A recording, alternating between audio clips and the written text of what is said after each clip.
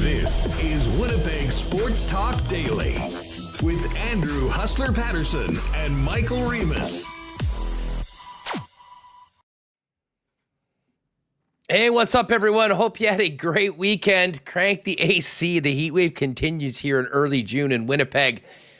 We got a hot show coming up here on Winnipeg Sports Talk Daily. Great to have you all with us. Huss and Remo with you.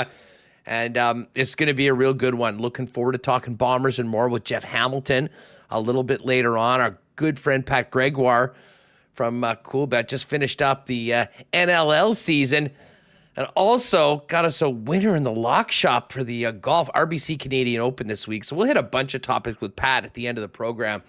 We've got an awesome segment coming up in a few minutes with NHL analyst Dave Poulin.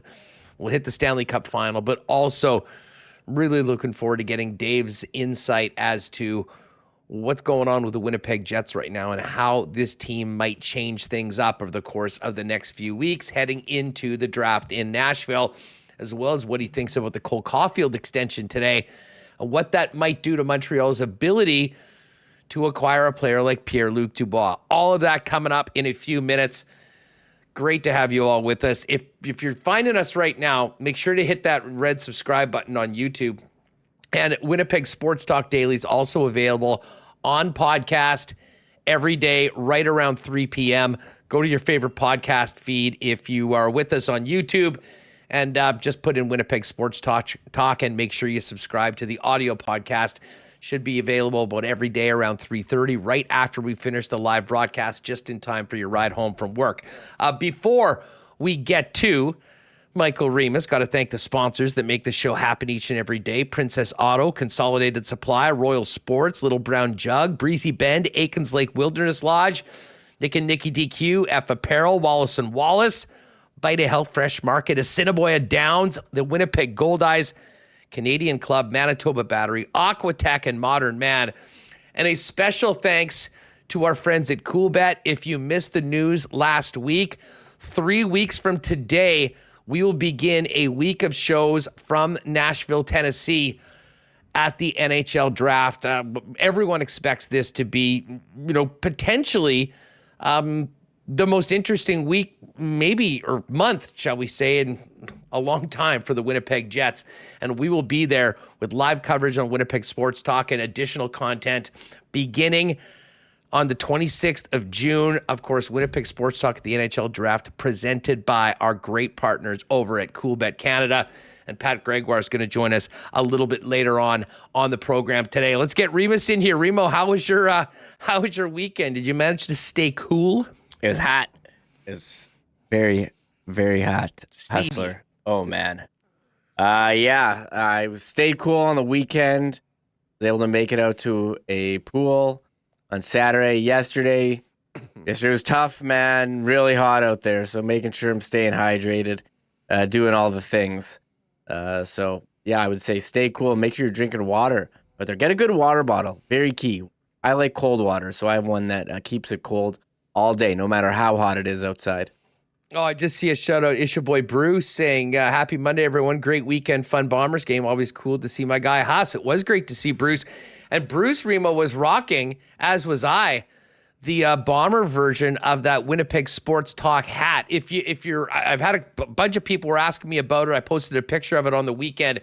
Check out winnipegsportstalk.com/store for everything that we've got going on. And if you're in the neighborhood of Royal Sports, pop in. I think they might have a couple left of those, as well as all the other Winnipeg Sports Talk lids and toques there with our great partners over at Royal Sports. Just quickly on that Bomber game, Reem, fun night for a preseason game. pretty good crowd, very young crowd, and very fun crowd. A lot of people really making the most of a 31-degree Friday night in early June. As I said on the program, was going to be a very bad day to be a cold beer at IG Field, and people are having plenty of them, including 1919s, which are now available at, I believe, 6 or 8 spots around the stadium. I mean, the game itself was not really anything of note. It was just, let's get through this without anyone getting injured. Many of the Bombers' top starters not playing. But, man, that quarterback, Piggy T, as they call him, was the guy everyone was talking about after the game. He came in and led the Bombers on consecutive scoring drives in the second half to get the Bombers back in the game. And I heard Mike O'Shea talking afterwards about Pigrom, and you can tell he is excited and intrigued about the skill set that this young man brings to the Winnipeg Blue Bombers. Yeah, reading the Winnipeg Sun, Ted Wyman writes 24,654 sweat-soaked fans at Investors Group Fields. Thanks for the visual there, Ted. But people want to go out and enjoy the Bombers. Doesn't matter if it's preseason. It's just a fantastic Friday night in Winnipeg, and a lot of talk about who's going to be the Bombers' third-string QB. That was really the only position battle, and what a preseason for Pigrom. Dazzled in the first game, and in game 2 on Friday against Saskatchewan, 5 of 6 passing, 65 yards and a touchdown. Ran 5 times for 43 yards as well, getting it done with his arm, with his legs. Maybe he's good enough, Huss, to throw a gadget play in the Grey Cup this year, right? Hey, listen, I wouldn't be surprised if, Buck Pierce has some packages that, and listen, this might not happen week 1 against Hamilton, but mark my words, if he's on the squad and Zach Calero stays healthy, we're going to still see some Piggy T. Now, there'll be plenty of short yardage opportunities, I imagine. But there was that one play where he got it into space and just trucked the 2 DBs that were trying to tackle him. And I don't know if you caught the post-game interview on OB with Mike O'Shea, but DT was asking him a little bit about Pigrom, and O'Shea usually is pretty reserved when it comes to talking about players, period, but especially rookies, guys that are new. I couldn't help but feel the excitement and the possibilities and the potential of Pigrom in this Bomber offense when hearing from Mike O'Shea. We'll talk about it a little bit more with Hammer later on, but there was a bit of news. Cuts were made, Reem, and the one name that I think, I'm not sure if it caught people by surprise, but we were wondering whether he'd be on that list, was Marc Liegghio, who was in fact released. So looks like it'll be one of the global punters. He'll be handling the punting duties, and no surprise that Sergio Castillo is going to be the place kicker for the Blue and Gold.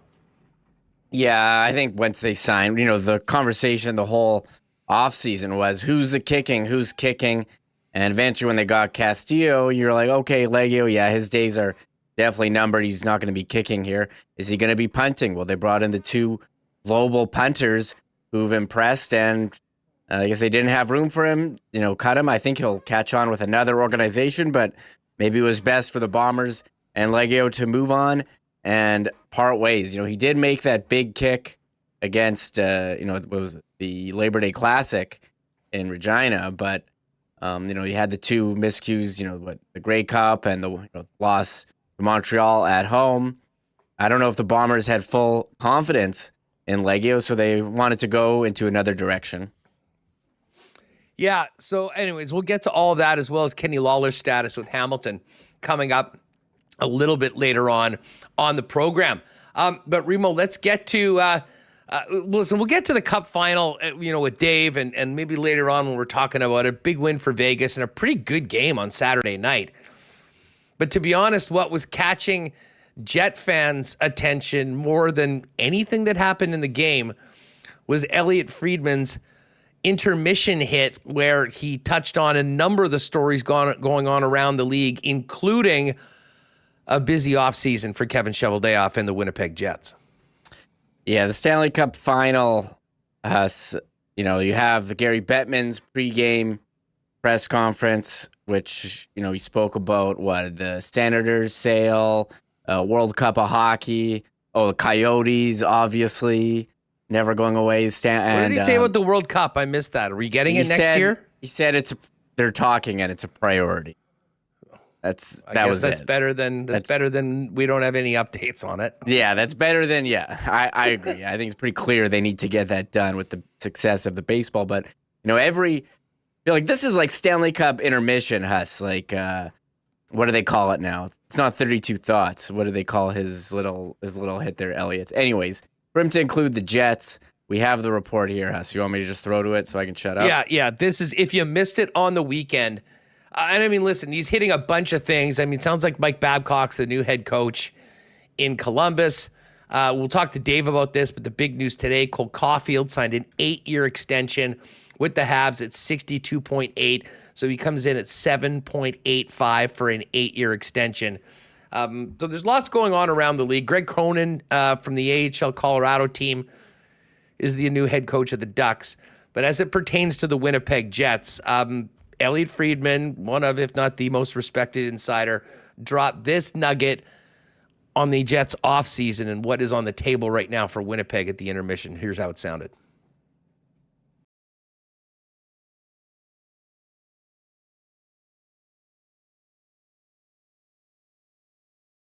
I think Winnipeg knows that it's going to have to listen on some of their key players, Hellebuyck, Scheifele, Dubois, who have 1 year remaining. But what I think the Jets have made very clear is this is not going to be a rebuild.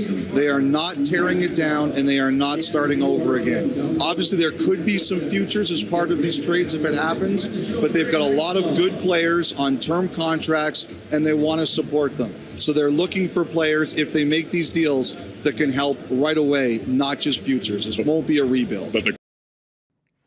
All right, so there you have it. I mean, I think it goes without saying that the team is listening and maybe making some calls of their own to galvanize or to gauge interest and what teams would be willing to pay for the likes of Dubois, Mark Scheifele, and Connor Hellebuyck. But it was interesting, Remo, of how clearly and emphatically Elliotte Friedman stated that this team is not going into a rebuild. And again, I kind of think of this as more semantics. You can call it what you want. There's going to be, and they're considering some significant change. And I think most people agree that some significant change needs to happen with this club. And I certainly have never thought that they were going to be going scorched earth. I think there's an argument to be made that, with some of the players, not named Connor Hellebuyck, leaving, depending on what comes back, this team could be better next year. But I do think that the elements of these trades, I think you'd have to consider the possibility that, at least on paper going into next year, depending on what's coming back, if there is some younger players, if there are some picks, it might not be the roster that you finished with last year. To me, that needs to happen. But it's also pretty clear that whoever was giving that information to Elliotte made a point of making sure that he said to Winnipeg Jet fans that this is not going to be torn down to the studs. And to me, that's not surprising. I mean, we've got players like Morrissey and Connor and Ehlers on contract. I think you've got enough talent that even if you traded those guys for futures, you'd still be a competitive team, whether you'd be a playoff team or not. Bottom line is that it could be some significant, and probably should be some significant change on the horizon. And it certainly sounds like those back channels are being worked big time right now. Yeah, I did enjoy watching that. It was like they needed a flashing text on the screen saying the Jets are not rebuilding. I think Elliotte said they're not rebuilding 3 different ways. He said it at the beginning, he said it at the end, and he also said they're not tearing it down. However, I think if you're considering trading those 3 players, and I think you have to definitely listen in, because as Kevin Cheveldayoff says, if the phone rings and guys are interested, well, you have to answer. You have to listen. But and you also can't let those guys go for nothing at the end of the year. Right. I mean, part of the reason why we are assuming that these conversations almost have to happen is that Mark Scheifele's got 1 year left. I think it's time for him to move on anyways. But I'm not sure that they're willing to give him a massive raise and a long-term deal on the other side of 30. And from all accounts, Pierre-Luc Dubois has rebuffed all opportunities to re-sign long-term. He's got 1 year left under team control. If you aren't re-signing those guys, you need to figure it out now and make something happen so that you're moving on from those players with guys that can both take their spots as well as maybe a player or two that might not be ready to be a Scheifele or Dubois this year, but could be that long-term. And we'll touch on this with Dave, but I mean, players early on in their careers, ELCs, second contracts that maybe haven't yet popped. I would imagine that will be where the Winnipeg Jets are looking to add right now. And again, you can frame it however you want for the public. This is a pretty keen hockey market. I think the fans are smart enough to realize that these moves need to happen right now. And but I do get it that they're like, everyone is not for sale right now. I mean, they're not looking to do what the Chicago Blackhawks or the Arizona Coyotes have been doing, and I don't think anyone expected that. Yeah, I agree. I don't expect them, but I think if you're still trading those guys away, as you said on Twitter, it is definitely a something. Frank Saravelli in his trade targets on Friday said the Jets are looking to remake their roster. If you want to use that one, if you want to use like building a house, are you doing some remodeling? I threw it out to our Discord. Is it reshaping the roster, reconstructing the Winnipeg Jets, recalibrating the team going forward? I don't think they're going for the total reset. Might be a retool, but they're going to try to reload for the future as they reconfigure what they look like for the upcoming season. So it is a something, and I don't think like that it's a hard fast thing to say a rebuild is only when you trade everyone on your team like Chicago did and you'll try to finish last and get number one. I mean, like degrees of coincidences, there's degrees of a rebuild. I think, if you traded those guys, got some young players and picks, you took a step back for next season because what? Are they going to try to compete again? Compete again for a cup? Trading away those guys? Like, what are you going to get back for players who have 1 year remaining on their contracts? Other players with also 1 year remaining on their contracts? So I don't think that's going to happen. So look, we know they have good prospects. We've talked a lot about McGroarty. We saw Lambert in the Memorial Cup. I think they could retool for a couple years ahead. But if you're just trying to, you don't want to be in a situation where you're like Vancouver and you're refusing to do what needs to be done and you're outside the playoffs for, I don't know, since the Sedins retired. They haven't been good and they keep trading away picks for bad contracts and veteran players. So I'm curious to see what happens. I know, we can argue about the definition of rebuild all we want, but it's pretty clear they've got to make a decision on these players and decide if they're going to lose them for nothing or not. One thing I will say, the Jets division is really bad. Like there's some Arizona. Gone are the days of the mighty Central. Yeah. Arizona, not great. St. Louis, they missed the playoffs. Chicago, they're getting the number one pick. They were pretty not good. Who else do I got? Nashville didn't make the playoffs. So the Jets are, they are in a spot where they could make the playoffs, but what are you just going to try to limp in and pray like Florida, like the Florida Panthers, who are in the Cup Final right now as the 16th team out of 16 by points?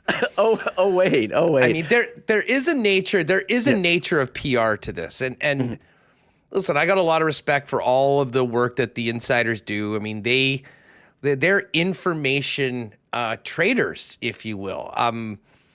They sometimes will get things on condition, and obviously people needed to know and wanted to hear some sort of confirmation of things that are happening right now in Winnipeg.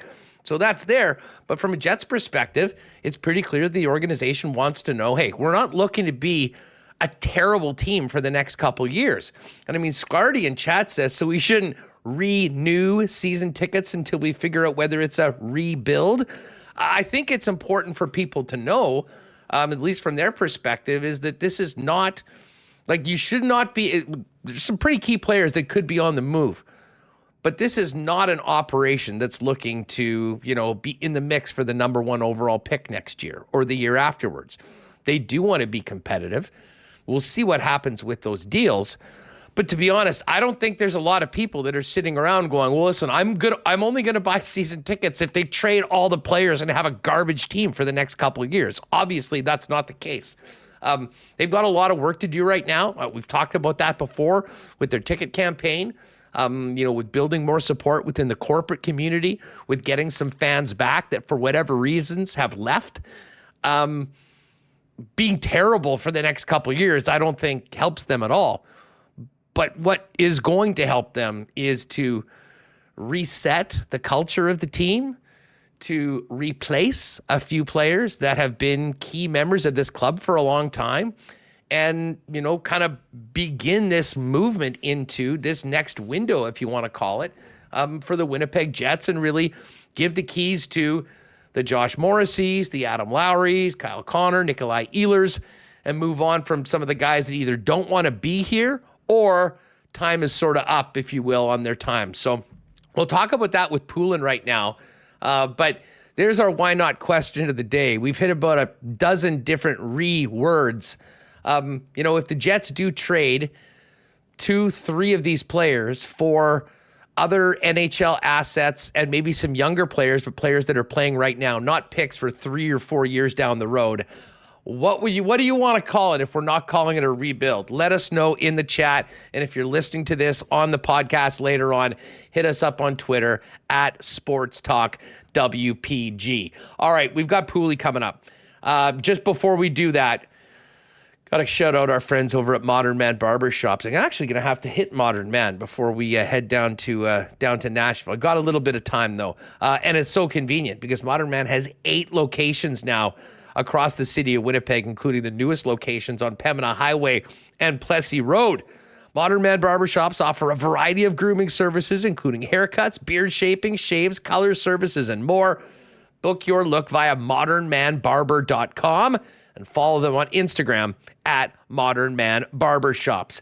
The gang at Aquatech, probably a lot of people thinking about pools over the course of the last week with this crazy heat. Make 2023 the year you take the plunge. Visit aqua-tech.ca to design your own custom pool. Aquatech can provide on-the-spot pricing from designers as well as financing options that suit you. And it's not just pools. Whole home renovations start with Aquatech. With thousands of renos as their foundation, let them upgrade any space in your home. Aquatech's ready to make your reno dreams a reality. Learn more about design, pricing, and financing options at aqua-tech.ca. Well, it was an absolutely gorgeous weekend, as we've discussed. A lot of people getting out to cottage country and getting summer fully underway. But do you have all your batteries? Is your lawn tractor ready to go? What about your boat? What about your Sea-Doo? It doesn't matter what you need a battery for. Manitoba Battery will have the best price in town, and it'll be the best buying experience and the most convenient service you will get. On any of those batteries, including golf cart batteries, great deals on those as well. Any order over $60, Manitoba Battery, Donnie and the gang will deliver it to you for free anywhere in the city. It's really that simple. Save money, save time, shop local over at Manitoba Battery. Find out more online with everything they've got waiting for you at manitobabattery.com or pay them a visit at 1026 Logan Avenue. And, well, as I mentioned, it was a steamy one. It was a bad day to be a cold beer. It was a bad day to be a cold CC and ginger at IG Field on Friday night. And I can only imagine what it's going to be heading into Friday with the daytime high expected of 28 degrees and sunshine for the Bomber home opener. Canadian Club's the official spirit of the Blue Bombers and WST. You can pick up CC and Ginger at beer vendors around the city. And of course, all Canadian Club products are at your local Manitoba liquor marts, and look for them around the stadium when you get to IG Field on Friday for the Winnipeg Blue Bomber home opener. All right, we will talk a little more Bombers later on. Jeff Hamilton's scheduled to come on a little after 2. Right now, though, let's welcome in TSN hockey analyst Dave Poulin to talk Cup Final and the Winnipeg Jets offseason. Pooley, what's going on? How was your weekend? It was good. Back in the studio Saturday night for game 1. And Andrew, I kind of felt like Florida, like I was reintroducing myself to the camera guys and the sound guys. It felt like I'd been weeks since I've been in there. I had to kind of remember how to do it. So expecting a little bit of a slower start from Florida on that front, but they came out roaring. And I thought pretty good first game of the finals. It takes a little bit of time to get back into these series sometimes, less so with the finals, granted. But overall, for that long a layoff, I thought Florida was fairly sharp. Bobrovsky was sharp. And overall, I think we're going to have a heck of a series. I think it's going the distance, my friend. Well, it's funny you say that because I had picked Vegas, and I thought Vegas was properly a slight favorite, but not an overwhelming one. I did have some real concerns as to what Bob would look like after 11 days off. I mean, he was on the heater of all heaters through the conference finals, and then you're off for a week and a half. And as Paul Maurice said afterwards, I mean, you saw quite early on that Bob was on with that glove save early. But it was a little bit of back and forth. But I think at the end, Vegas, the deeper, better team, kind of flexed their muscles and certainly showed the composure they're going to need to have throughout this series to win a Stanley Cup. Yeah, so think of the success that Florida's had in imposing themselves physically on a team and then kind of grinding it out over the length of the series. And when I say that, you get hit in the first game by Sam Bennett a couple of times, he annoys you. And then in the second game, he hits you a couple more times or 4 times or 5 times. So now it's in your mind that Sam Bennett's coming, right? And if you think of, I'm not going to think your recall is on this specific goal, but there was a goal where Marner and then Matthews both turned the puck over in the neutral zone, just outside the blue line, inside the blue line. Well, if you look at that Marner turnover, Bennett was running out. And it was either game 3 or 4, but it was like it wasn't just Bennett. It was the cumulative Bennett, right? It's like, I've been hit by this guy like 11 times now. And so it'll be interesting to see if it wears on Vegas. Vegas is the biggest team I think they've faced. Like, that Vegas defense is huge, guys. Their fourth line is big. And so I don't know if it'll have the same effect long-term. I think Vegas can give it back. Vegas, too, has a balance of they are, I believe, the most disciplined team in the league over the course of the season. But they've got it's discipline because it's choice discipline, not discipline because I don't want to get involved. Like, Nick Hague takes a couple shots in the head. Nick Hague will drop his gloves with you in a nanosecond if he thinks that's what has to be done. So that's the difference. It's not shying away from it. It's respectfully saying, yeah, not right now. When I want to do it, I'll do it. Oh, they were laughing at those guys after they went to the penalty box. And I mean, the timing of that was terrible. I mean, you're down 2 goals with 4.5 minutes left and end up taking a double minor.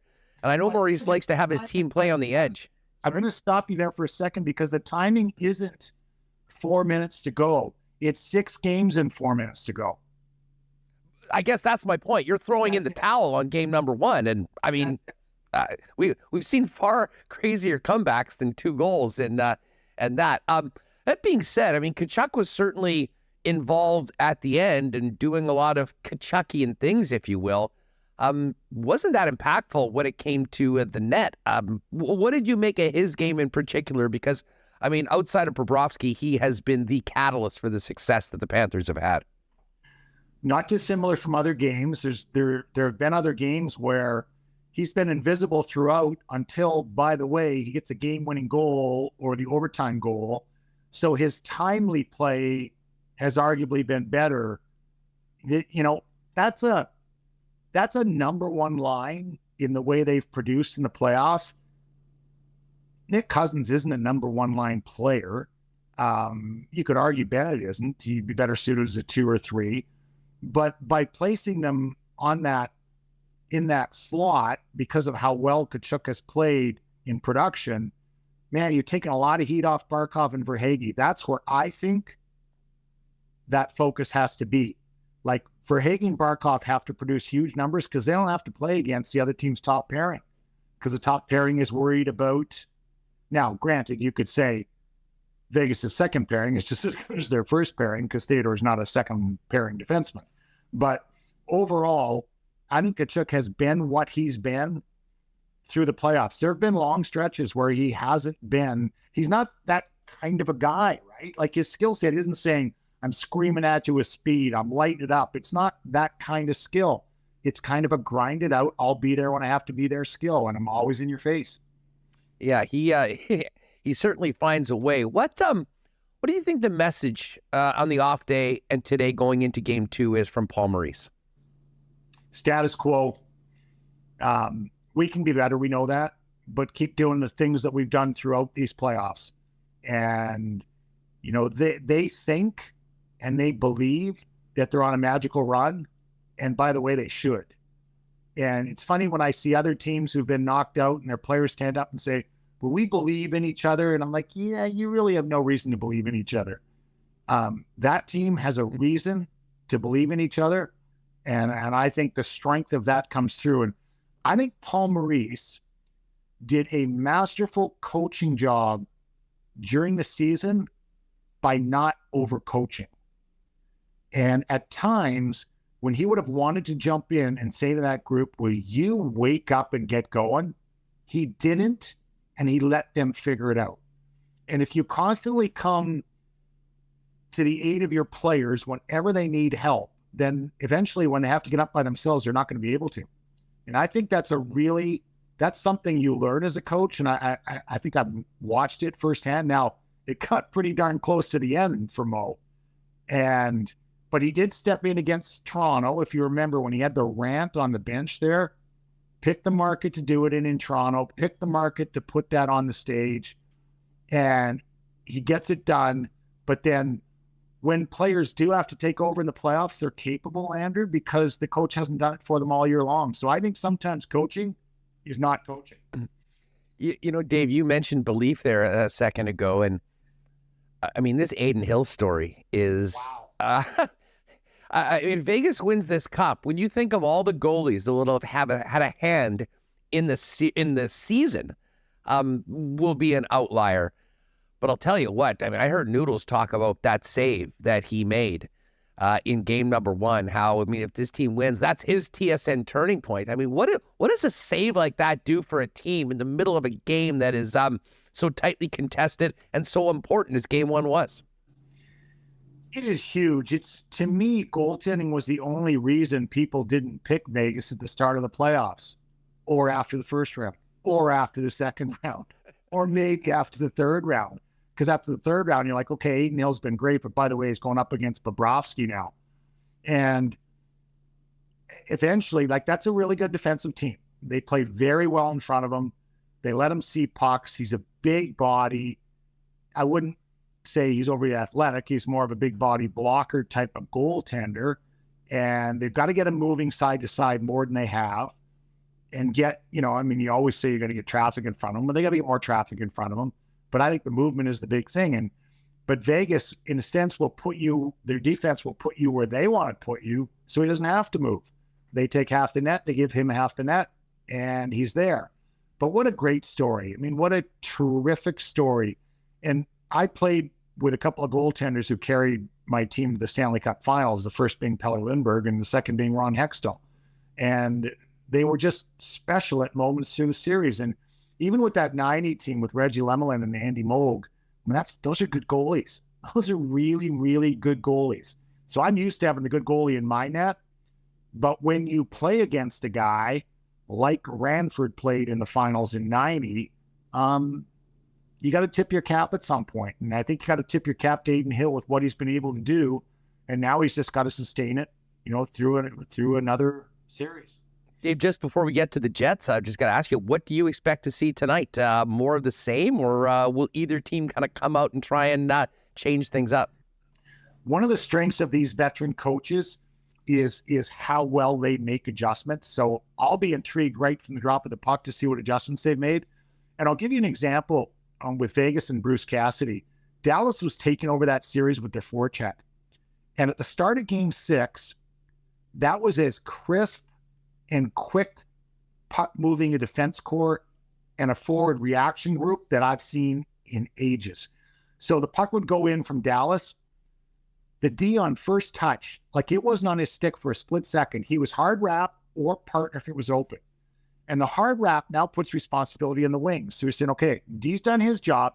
All he was instructed to do was get back there and rifle it around the boards. Next job, winger, meet the D.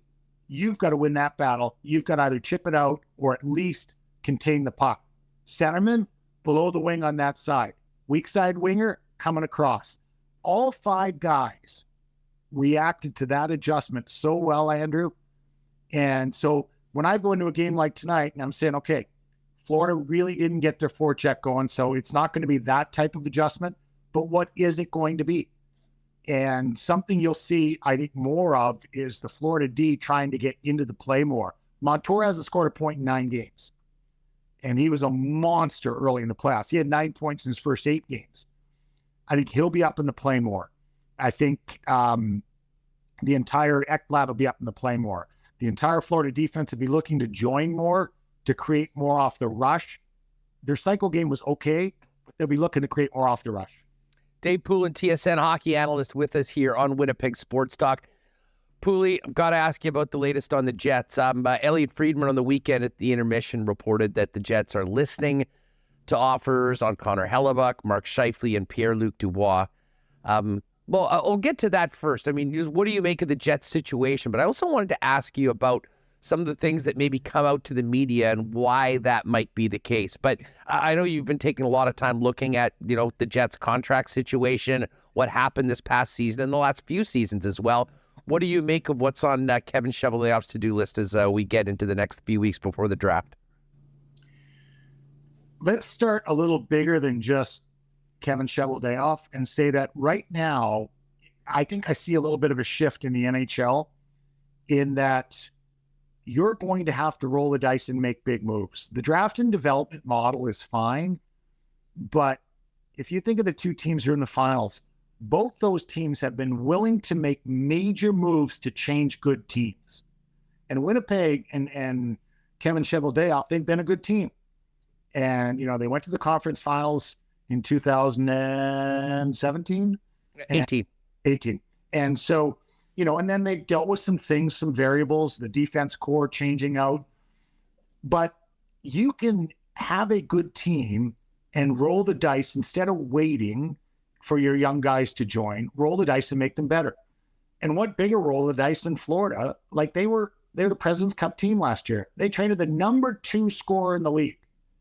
They traded a top pairing defenseman. They traded a good young prospect in Cole Schwinn. And so look at it and say, what changes can you make? Vegas, let's get serious here. Any player that's available, they look at. They've traded for a star right winger in Mark Stone. They've traded for a star centerman, which everyone said you can't do, in Jack Eichel. And they signed Alex Pietrangelo, the best free agent defenseman in the last couple of years. So the reason that I think this is a good summer to look at it even harder, Andrew, is because it's a thin year for UFAs. If you want to significantly change your team, it's not a big year for UFAs. So I think Winnipeg would have lots of trade partners, and I do think it's time for significant change. Significant change means significant players. You've also got the contract status of both Mark Scheifele and Pierre-Luc Dubois, who will be unrestricted free agents moving forward. Pierre-Luc Dubois has a contract situation a year out as well. And so with these variables, you look at it and say, this could be a prime time with a lot of available trade partners to trade and to make your team better. And, and at Connor Hellebuyck, I wrote a column on goalies, and I think I had 8 teams or 9 teams who had a clear-cut number 1 goalie. And Winnipeg absolutely is one of those teams. But none of those teams are left. And the only one in the final 8 was Dallas with Jake Ottinger. And the other 7 had some sort of combination platter, just acquired platter, not really sure who is our guy platter in Carolina with 3 guys. And so if the market were that strong, of everybody, I would work my hardest to keep him just because of that position. And you have him, but you would understand that if the offer were ridiculous for him, you'd have to listen. Yeah, what we've been hearing through insiders, obviously from the team, is that listing on these players, but very clearly we're not going into a rebuild. I don't know how you avoid a rebuild if Connor Hellebuyck's not your starting goaltender anymore. Right. But Dave, just back to, comparing Vegas and Florida with the big moves that they made for Eichel and Tkachuk, can we compare Winnipeg to those teams? I'm sure they would love to do that, but all we hear is that every one of these guys in the National Hockey League has Winnipeg on their no-trade list, And on top of it, I mean, both of those guys wanted to go to those places. It just seems like Kevin Cheveldayoff, when it comes to making those big moves, has not only one hand tied behind his back, but half the time, both of them. So it may have to be below that layer, because you can't get a no move clause or a no trade clause until you've been in the league 7 years. So there's a lot of good players that haven't been in the league 7 years, and maybe that's the move you have to make. And, you know, I mean, that's the basis of it. Okay, when you get to afford a no move or a no trade clause, if Winnipeg were one of the groupings, fine, dismiss it, move on. But there's a lot of good hockey players who've been in the league 3 years or 4 years who might not be ready to do what they are because they're behind somebody, or, you know, think of a Chandler Stevenson. You know, think of that role that he played in Washington, and you traded a 3rd round pick for Chandler Stevenson. Like, that's a great trade. And so when you get in the mode, I know everybody says how hard it is to make trades, except the 2 teams in the Stanley Cup Finals have made significant trades. They just have. You got to do it. Well, and, you know, I mean, speaking to, you know, those players on their first 7 years, I mean, I'm a proponent of some big moves this year. I mean, I think it's time. I think there's, I mean, contractual reasons for some of them, others, maybe cultural reasons. But to me, if I'm Kevin Cheveldayoff, and this is why I don't really know what they mean by this is not a rebuild. I mean, it's a retool, a reset, it's a re-something. I'll tell you that. But I mean, to me, it's younger players under team control, ELC, or just out of their ELC, that might not be where a Dubois or Mark Scheifele is right now, but given that opportunity, has the potential to turn into that sort of a player for a long time with the Winnipeg Jets. I mean, that's where I would be starting if I'm doing these asks with other NHL GMs. I mean, how do you see that? I feel the exact same way. And that's where you have to lean on your amateur group as well. And I think what Winnipeg's done in the past, and we've talked about it on this show, is they've combined their pro and amateur staff's thought process to pick off some pretty good players like a Neil Pionk, like a Morgan Barron. So, you know, you think of those trades and you think, okay, well, we got to move a guy. Who's a guy who's in his, you know, what's Pionk now? Is Pionk 27 now? And so you picked him off when he was 24, 25, and, you know, an excellent player out of prime age. And so you got to rely on your amateur guys and say, who do we like? Who do we like maybe in the free agent market coming out of college? Who did we like in his draft year? Where is he now? And can we pick him off a little bit ahead of him hitting his full prime? And is the role he's in stifling him from getting to where he has to go? Look at a Carter Verhaeghe. You know, we drafted him in the 3rd round in Toronto, and that's when we were looking to kind of steal a big centerman late. And, you know, Carter Verhaeghe was a kid who had to work on his game and get to where he is, but now he's blossomed fully, and, you know, is verging on being a star player in the National Hockey League with 40+ goals. So there are those guys out there, and I think it's a willingness and a mindset, Andrew, to say what we've done hasn't worked. We're prepared to move on. And you know what? Winnipeg's had a couple of good runs, and particularly that one where they went to conference finals in 2018 as we've decided, and you'd say, okay, this group as a group hasn't done it. And so we can move on, and it's okay to move on. Dave, there was an interesting signing today in the NHL. Cole Caulfield gets an 8-year extension, just south with 7.85, I believe, 8 years, max term. What did you think about that contract? But I guess the second part of that question is there's been so much smoke about Pierre-Luc Dubois potentially going to Montreal. Does that change even the Habs' ability to bring on Dubois and sign him to a long-term deal at some point as well? Start with number 2. I don't think it does change that. You know, you're looking at, we're hearing this cap speculation. Nothing agents like to hear more, players like to hear more than what is the cap going to go up in the subsequent year to this one. You know, they're talking an increase of $4 or $5 million. There'll be more money in the pool, but I don't think that changes that. What it does brilliantly, in my mind, for Montreal with Jeff Gorton and Kent Hughes is their internal salary cap. And so it's a shade below Nick Suzuki. So your best 2 young players are tied up long-term, but you've got an internal cap. And when the next player comes along, you're like, okay, well, Nick Suzuki's our best player, and you're not getting more than him. Ottawa's done it in a very similar manner with Stützle and Brady Tkachuk, and Stützle's contract hasn't kicked in yet. Like, that's a deal before it started at 8 years.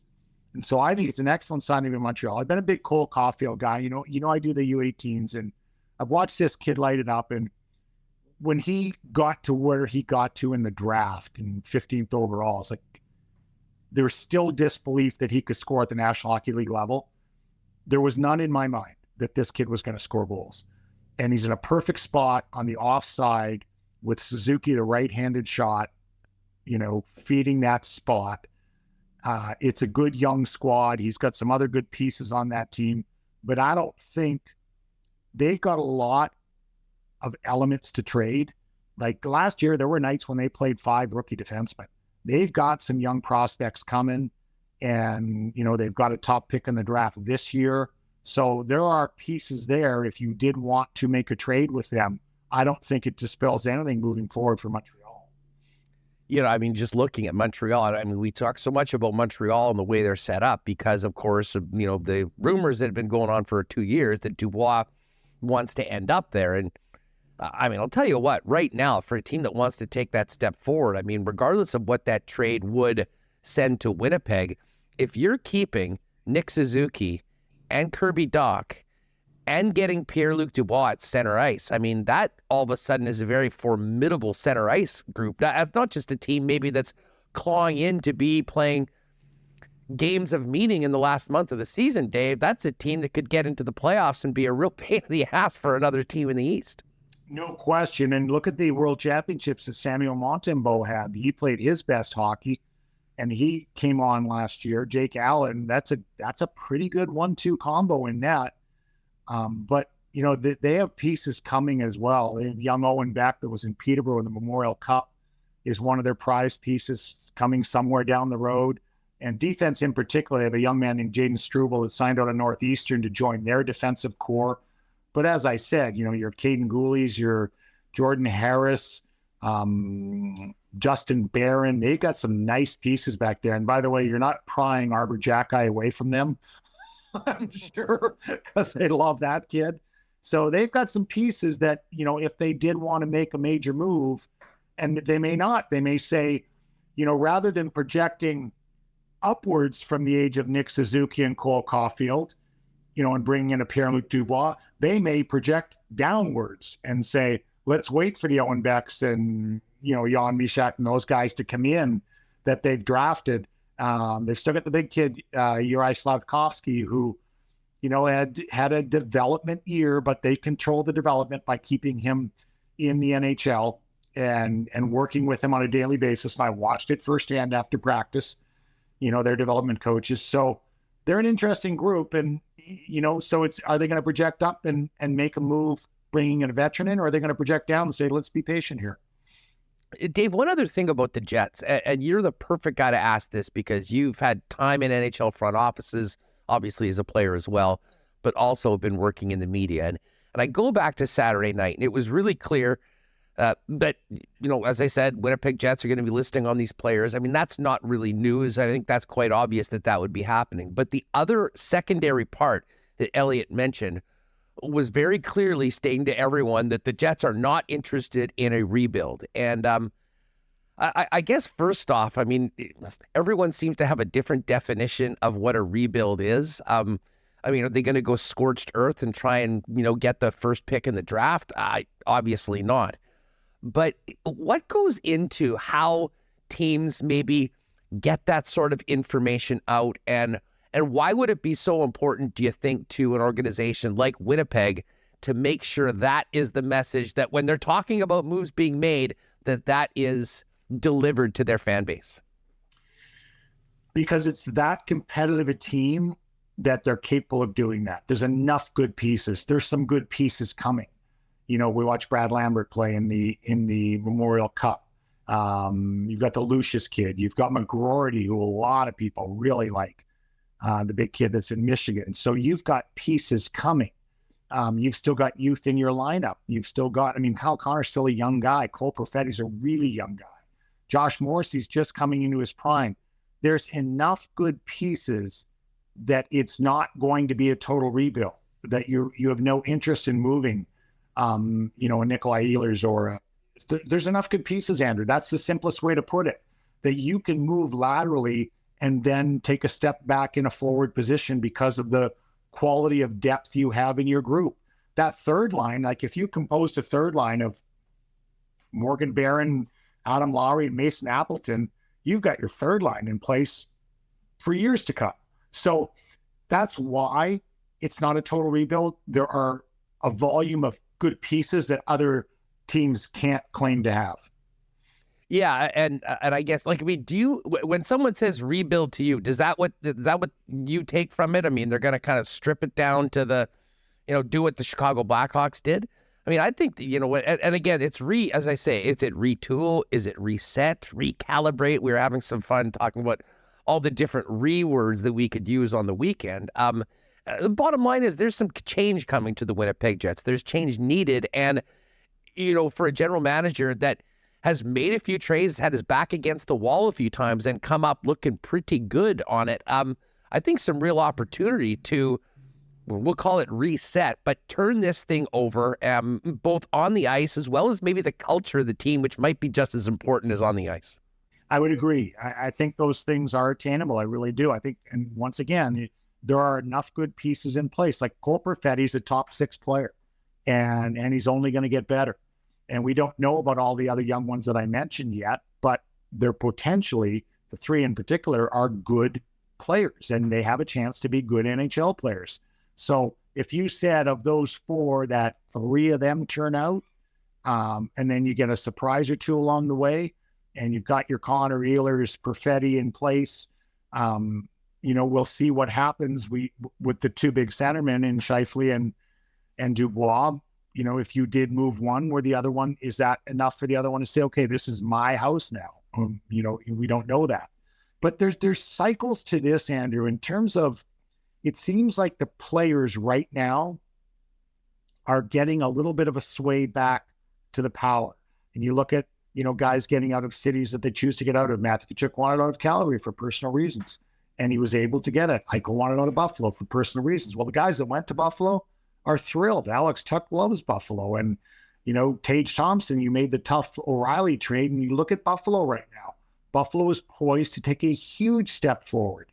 I don't think you're that with Winnipeg, because you were never stripped down to that point. You were never in the mix for the number 1 or 2 draft pick, as Buffalo was for multiple years. They have 2 number 1s in Dahlin and Power, and a number 2 in Eichel if they chose. So that's not the case in Winnipeg. It never got that bad because of good decisions, and the status quo has been maintained. So you're allowed to make changes to get better. The 2 teams in the finals are living examples. You know what? I'm glad you brought up Alex Tuck, Dave, because that is a guy I talk to a lot on the air and off the air. And for a team that I believe, people will have other opinions, but desperately needs like a cultural reset. To me, like, there's other players, Tage Thompson, you talked about the guys that have come into Buffalo that have turned into stars and are producing right now. But I'm not sure there's a more important player that's come to Buffalo in any of those transactions for what he's done for the culture of the team. He's a guy from that area. You would think that getting traded from Vegas to a Buffalo team would be, really sort of disappointing, at least on paper. He embraced it. He embraced the city. He embraced the challenge from the get-go. And man, if the Winnipeg Jets could find someone like that, whether they're from around here or not, to really come in and embrace the challenge and this city and this community, man, would that be something that this organization, not just on the ice, I think could really, really use. Terrific example, Andrew, really strong. And there are those players out there. Believe me, there are. And you've got to find them, and you've got an excellent staff in place. I talked already about combining the amateur and pro sides, and you have to lean on your guys and your network of people. But I believe the group is there that can do that and get those types of players. And Tuck is a great example. It really is. I mean, he was so excited to go there. And by the way, they're going to be good. They're going to be fun to watch. And he'll be a big, big part of it going forward. Hey, Dave, just before we go, we're heading down to Nashville for the draft in a few weeks. And I know you were doing the under 18s before. I mean, we're all talking about Connor Bedard, obviously going number 1. Who are some of the guys that sort of intrigue you at 2-3. I mean, I know Will Smith's a guy that certainly caught your eye before, and I think everyone noticed what Adam Fantilli was able to do, both in college and playing at the World Championship level, getting that gold medal with the Canadians. What a great experience for Fantilli to be able to jump in there and do that. And I like the way teams in the World Championships are including a couple of those young guys. I think they should. And, there seems to be a lot of people that get invited to the World Championships. And I never had an opportunity to go, Andrew, because back then, if you made the playoffs, the time didn't fit. And so I was 13 for 13 in the playoffs, which I'll gladly take, but never got to World Championships. And, but if you look at guys that embrace going, it's the Milan Lucic, who took his kids and his family and had a great experience and wore the Canadian jersey for the first time. The middle guys struggle. Like if I had young kids and had just been through an NHL season, it's pretty hard to turn to the wife and say, I'll see you 5 weeks from now. I mean, it just is. And, and so I think those are the ones you then look to a Fantilli and say, what an experience. Leo Carlsson, the big centerman for Sweden's in the mix. I had a chance to do all the U18 games for the U.S. And so I saw that big line of Will Smith and Ryan Leonard and Gabe Perreault. And it's a case of they're all excellent players. I think Will Smith's the guy. I do. I see a deception in his game, almost like when he's skating full speed, you don't know it until he goes by you. He just appears to be really complete. Leonard's more of the power forward. You may have that in Lambert, in that type of player, but I think Will Smith is the one of all that group that I maybe know the most about, and that's why he intrigues me so much. I can't see him going past 5. I simply can't.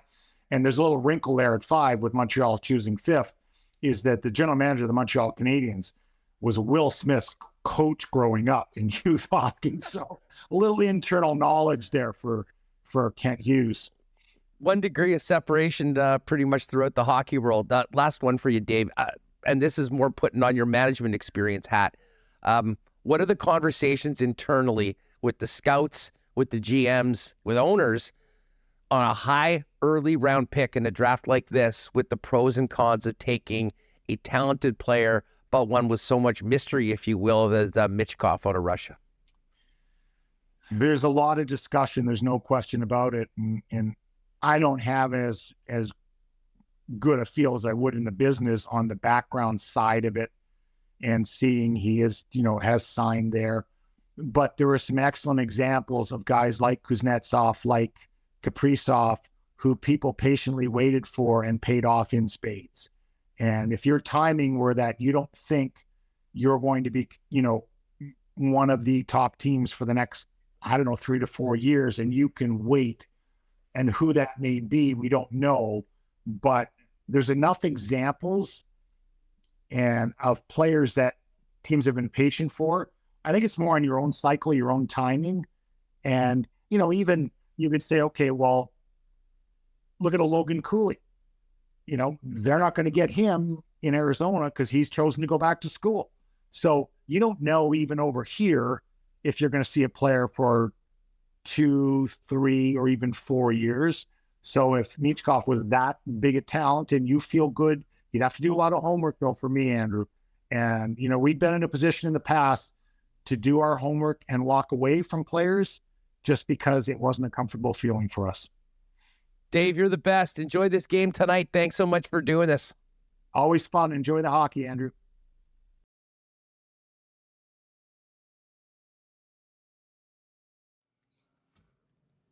All right, man, that was a great segment with Dave Poulin. Really appreciate him jumping on with us today, and looking forward to your feedback. If you're just checking in on the podcast, head on over to the YouTube channel afterwards and leave a comment on what you thought about what Dave had to say, particularly about the Winnipeg Jets, but of course anything else as well.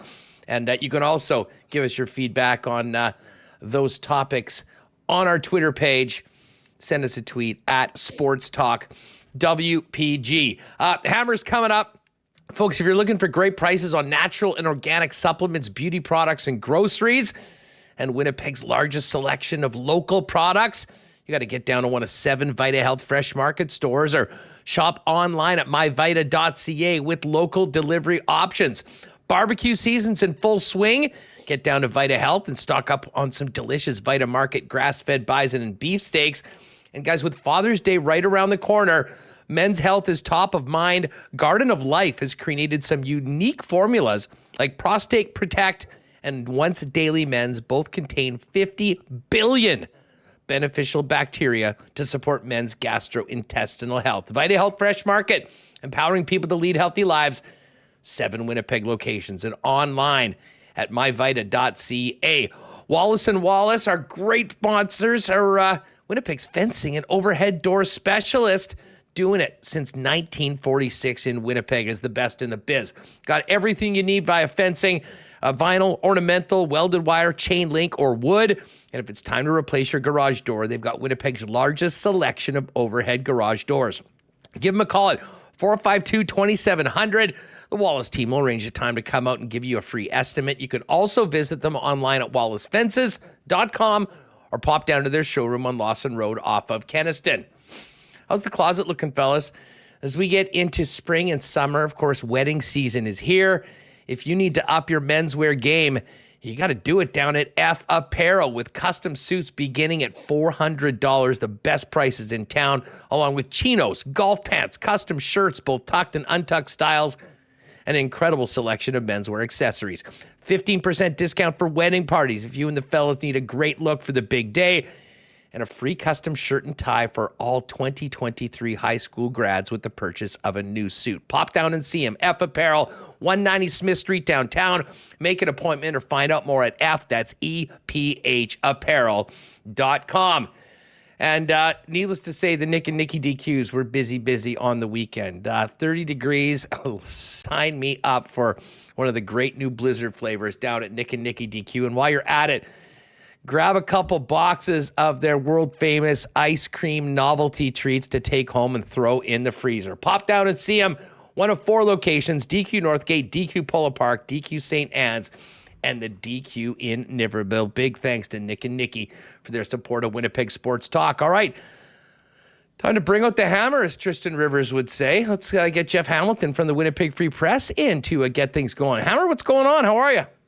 Us, not much. I think, like most people, just trying to enjoy/survive this heat. I said at the in the thick of winter, this past winter, that when it got to this point, inevitably, that I would not complain. I'm not complaining. I've been enjoying. I had a great weekend. I had a lot of celebrations. My little nephew turned 4. We were outside. It is blistering hot, but it's only, well, I guess it's June now, but the fact that we've had what I feel like a full summer already, can't complain, man. Looking forward to this hit. Yeah, this has been, well, and I'll tell you what, we've had about a good week plus of 30 degrees. And it might not be 30, but I mean, nice all through this week. And I'll tell you what, 28 and sunny for Friday night. Bombers, Ticats in the home opener. Pretty awesome forecast to get this season started. Oh, absolutely. And I mean, I know, I know that season tickets, I don't have a total number, but I know that the Bombers are enjoying this weather. I think it's gotten people into the football mood a lot sooner. Season tickets are certainly climbing. I wish I had figures. The only information I have based on that is the fact that the stadium footprint parking passes, which are just so loved by media, have been dwindling over the years. And it's because those prime seating, those prime seats, season ticket seats, either come, or a lot of the people that buy them get the stadium footprint parking passes. So that's one small indicator of investigative reporting I've been on with the Bombers, that they've been that things are going well. And you know what? I think this season's going to be wild, man. I mean, certainly the Winnipeg Blue Bombers are favorites. Again, just given their consistency, they'll always have that advantage. When you bring that many players back from the previous year, just when you look at around the CFL, and particularly this year, there's so much turnover. The Bombers are going to benefit from having a lot of the same bodies, so they're going to do really well, I think, at the beginning of the season for sure. But I think teams, just given some of the makeups with the clubs around the league, particularly the Hamilton Tiger Cats, I think they're going to be a team to be reckoned with, and possibly another, my guess right now, my way too early perhaps guess, is Bombers and Ticats in the Grey Cup this year.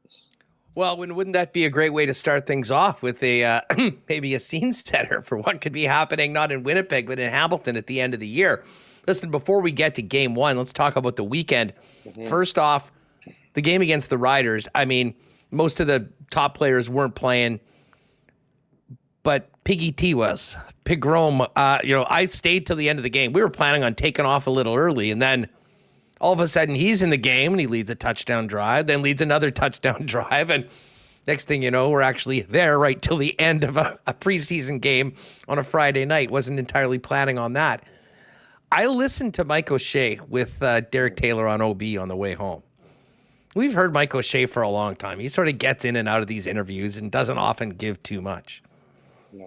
It was very clear that he was more than enamored with this player and sees some real potential in Pigrom to maybe do some damage, not just as a short yardage third string quarterback this year.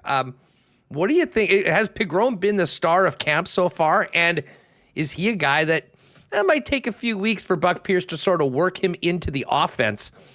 But I got a feeling they're going to try and get the ball in this guy's hands a few times outside of just the normal short yardage duties. If Buck Pierce isn't already underway coming up with packages for this guy, or has not had the ideas run through his head about the potential of the offense with Tyrell Pigrom, as you mentioned, Piggy T, as he's so affectionately enjoyed by his teammates, then that would be absolutely crazy. To answer your question, of course he's the the number one story coming out of camp, and he epitomizes everything that you want out of a player that's coming to camp. I mean, think about the preseason games. I mean, it's not all fair, right? I mean, look at preseason week 1.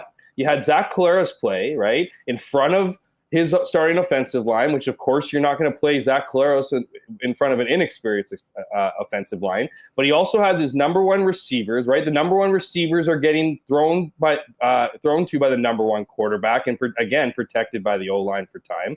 And then you have other players that have to come in and usually are under, usually comes against lesser competition as well, but you're also playing with lesser competition. So, and what does Mike O'Shea say? He wants you to be right. He wants you to be making plays. That's how you come out and make an impression on the coaching staff. You don't need to be, you don't need to be racking up the stats. You don't need to have a 100-yard game as a receiver. You don't have to have a 300-yard game as a quarterback.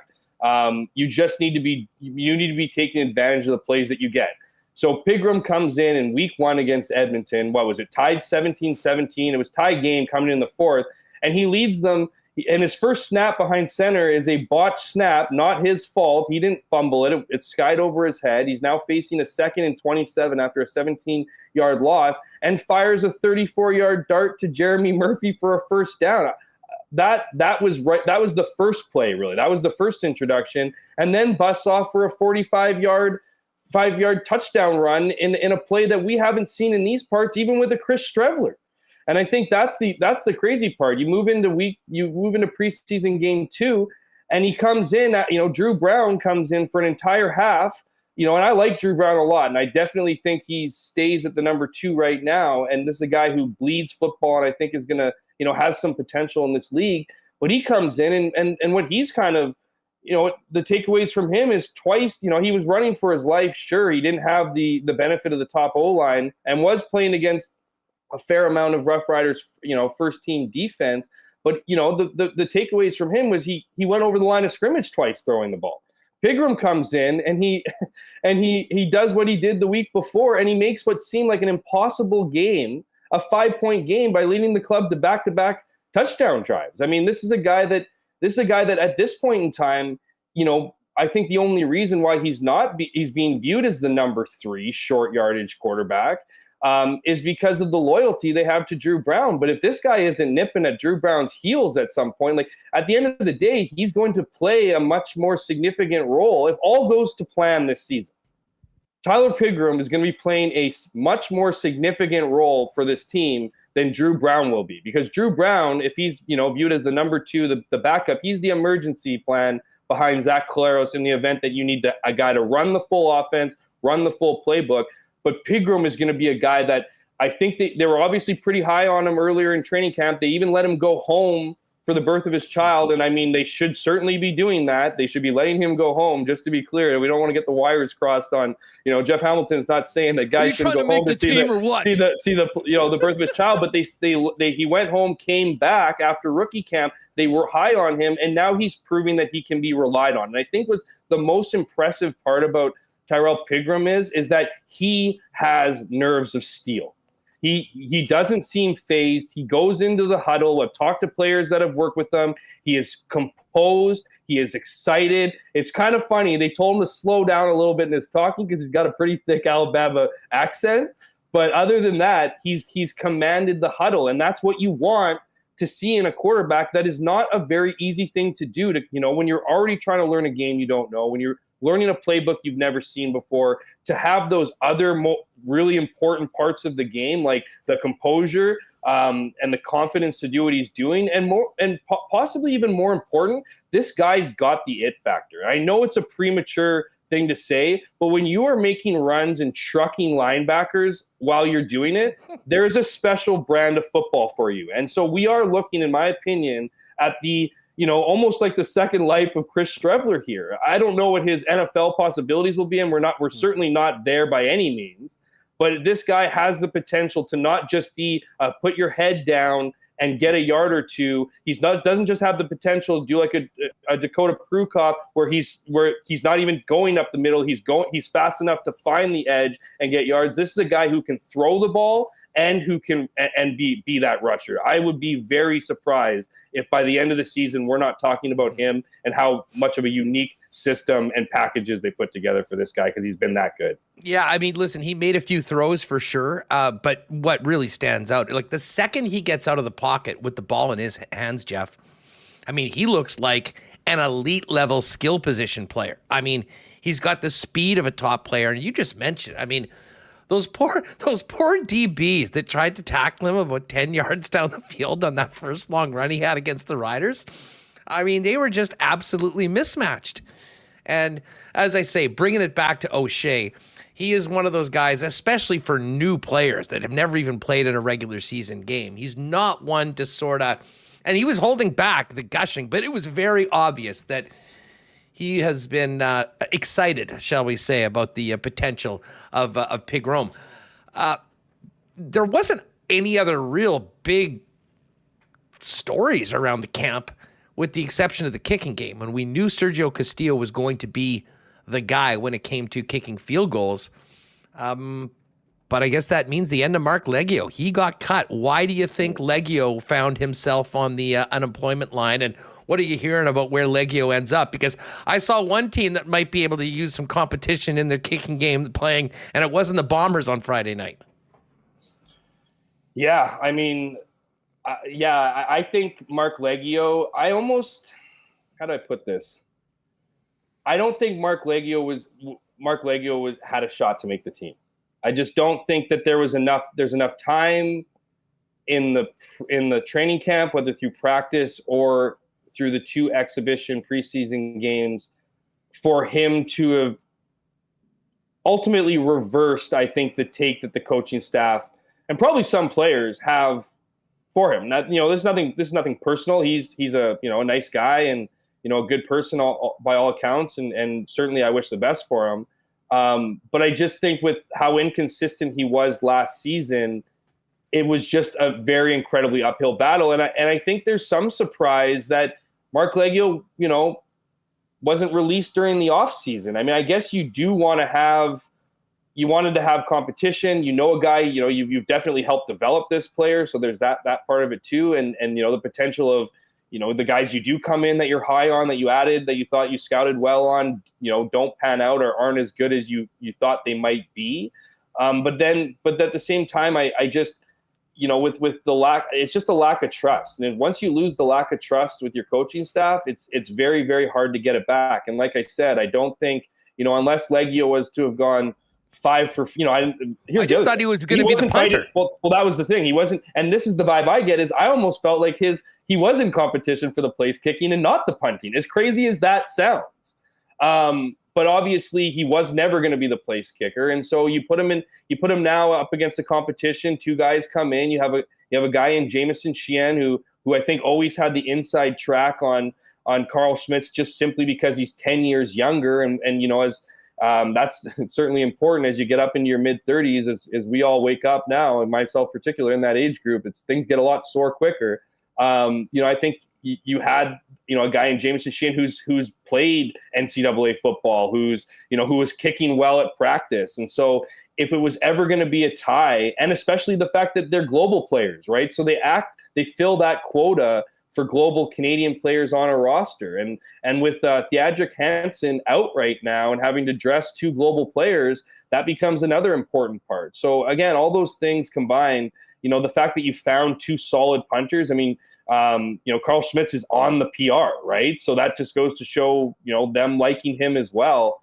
I'm a bit surprised that Marc Liegghio wasn't, I say surprised a bit because of his ability to be a place kicker. So in the event of an injury, but the fact to Castillo, but the fact of the matter is there's not a lot of teams that hold a lot of, kickers on their PR. So it's not that suggests it's not a big fear that you're worried your kicker is going to get injured. It'd have to be a bit of a fluke, right? So, but I'm also not surprised because I think you had to end this marriage. I don't think you could drag this on and then, eventually have this guy taken off the practice roster and, be disappointed again. That would be, you wouldn't really probably hear the end of it. I mean, the fact of the matter is, Marc Liegghio lost his job in 2021. Sergio Castillo came in. He got the job in 2022, couldn't get it done, had some, significant inconsistent play in particularly crucial times like the Grey Cup and over the playoffs.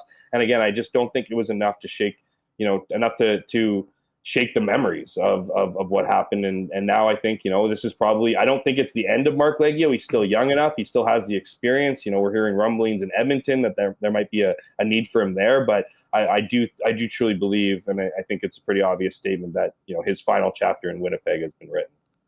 Jeff Hamilton of the Winnipeg Free Press with us here on Winnipeg Sports Talk. So today sounded like Big Hill, Jackson Jeffcoat, Brady Oliveira, Desmond Lawrence, all back at practice. And I guess if there was any doubt that those guys were ready, it made sense to give them as much time as they needed.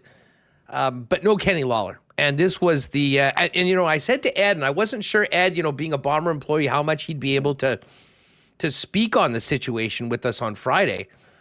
But I referred to it as a bombshell bit of news, and that is exactly, he sort of reiterated. He said, Huss, to be honest, that's exactly the way it's felt around here. Very clear that this sort of caught a lot of people by surprise, Jeff. I mean, where are things at right now with Kenny Lawler and his ability to play in the Canadian Football League this season from what you're hearing?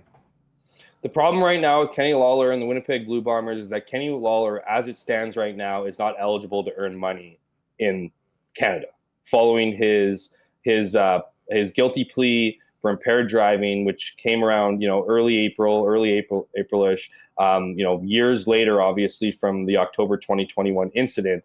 And then I think that's where things get a little bit confusing, right? So anyone who's wondering, well, why did it take this long?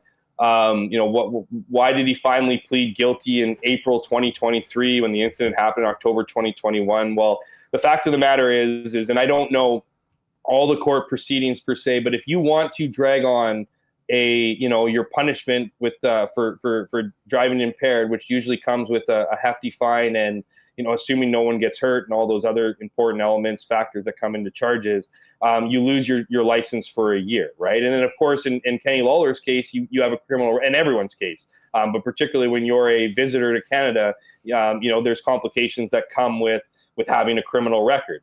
And so there is a fairly easy ability to push, to kick the can down the line. I mean, especially with COVID, with how the courts have been backed up. If you want to have your lawyer kick the can down a year, go into a court date and say we need more time to, for our defense and yada yada, they'll be like, okay, this is adjourned 6 months. We meet in 6 months.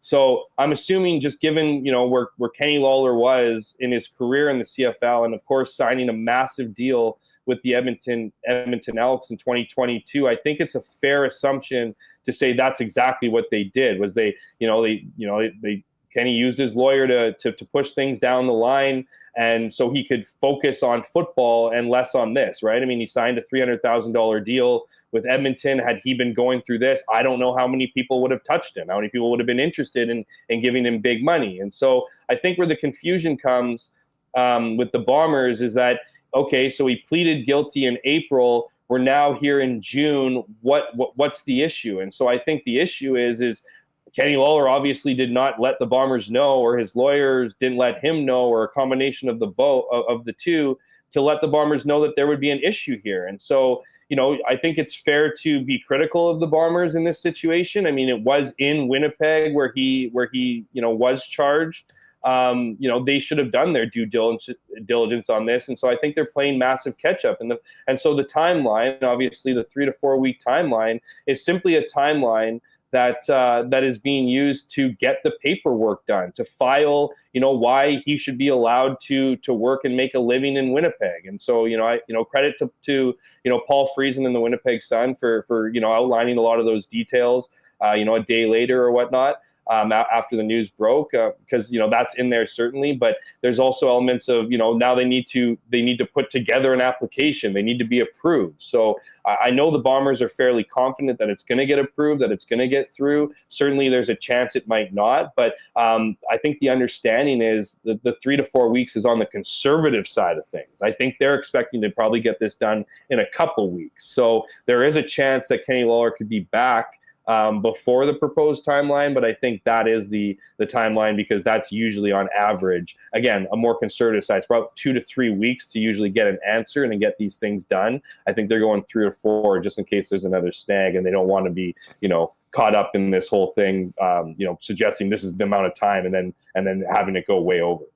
I got to give a shout out to our pal DB Darren Bombing's in the chat right now, and he's got some updates on the first day of weekly practice on his Twitter at Darren Bombing, but it does include Demario Houston in at the boundary corner for Winston Rose, who's not suited up today. And I guess that's the one guy that wasn't in the preseason game that we expected might be in practice today, and is not the case. But other than that, most of the other starters that didn't play seem to be good to go for a hell of a matchup to start the season, with Bo Levi Mitchell playing his first game as a Ticats here in the Peg. Oh yeah, absolutely. I mean, this is I think that this. I think we're going to get I think it's not going to be hard to sell a lot of these games, right? I mean, we went over this a couple of weeks ago with how the quarterback, carousel was certainly spinning in the winter, and it's created new identities and new expectations for various clubs. I think, like I said off the top, I think Hamilton's going to be an incredibly tough challenge. I think they had a great offseason. I think they, with obviously with Dane Evans last year, that not working out and him going through his own struggles on the field and off, to have a guy like Bo Levi Mitchell, which I'm certainly not sold on. I don't believe, signing Bo Levi Mitchell to a 3-year deal, like, unless his body is as vastly, recovered over, what's been a few years of injuries and certainly inconsistent play.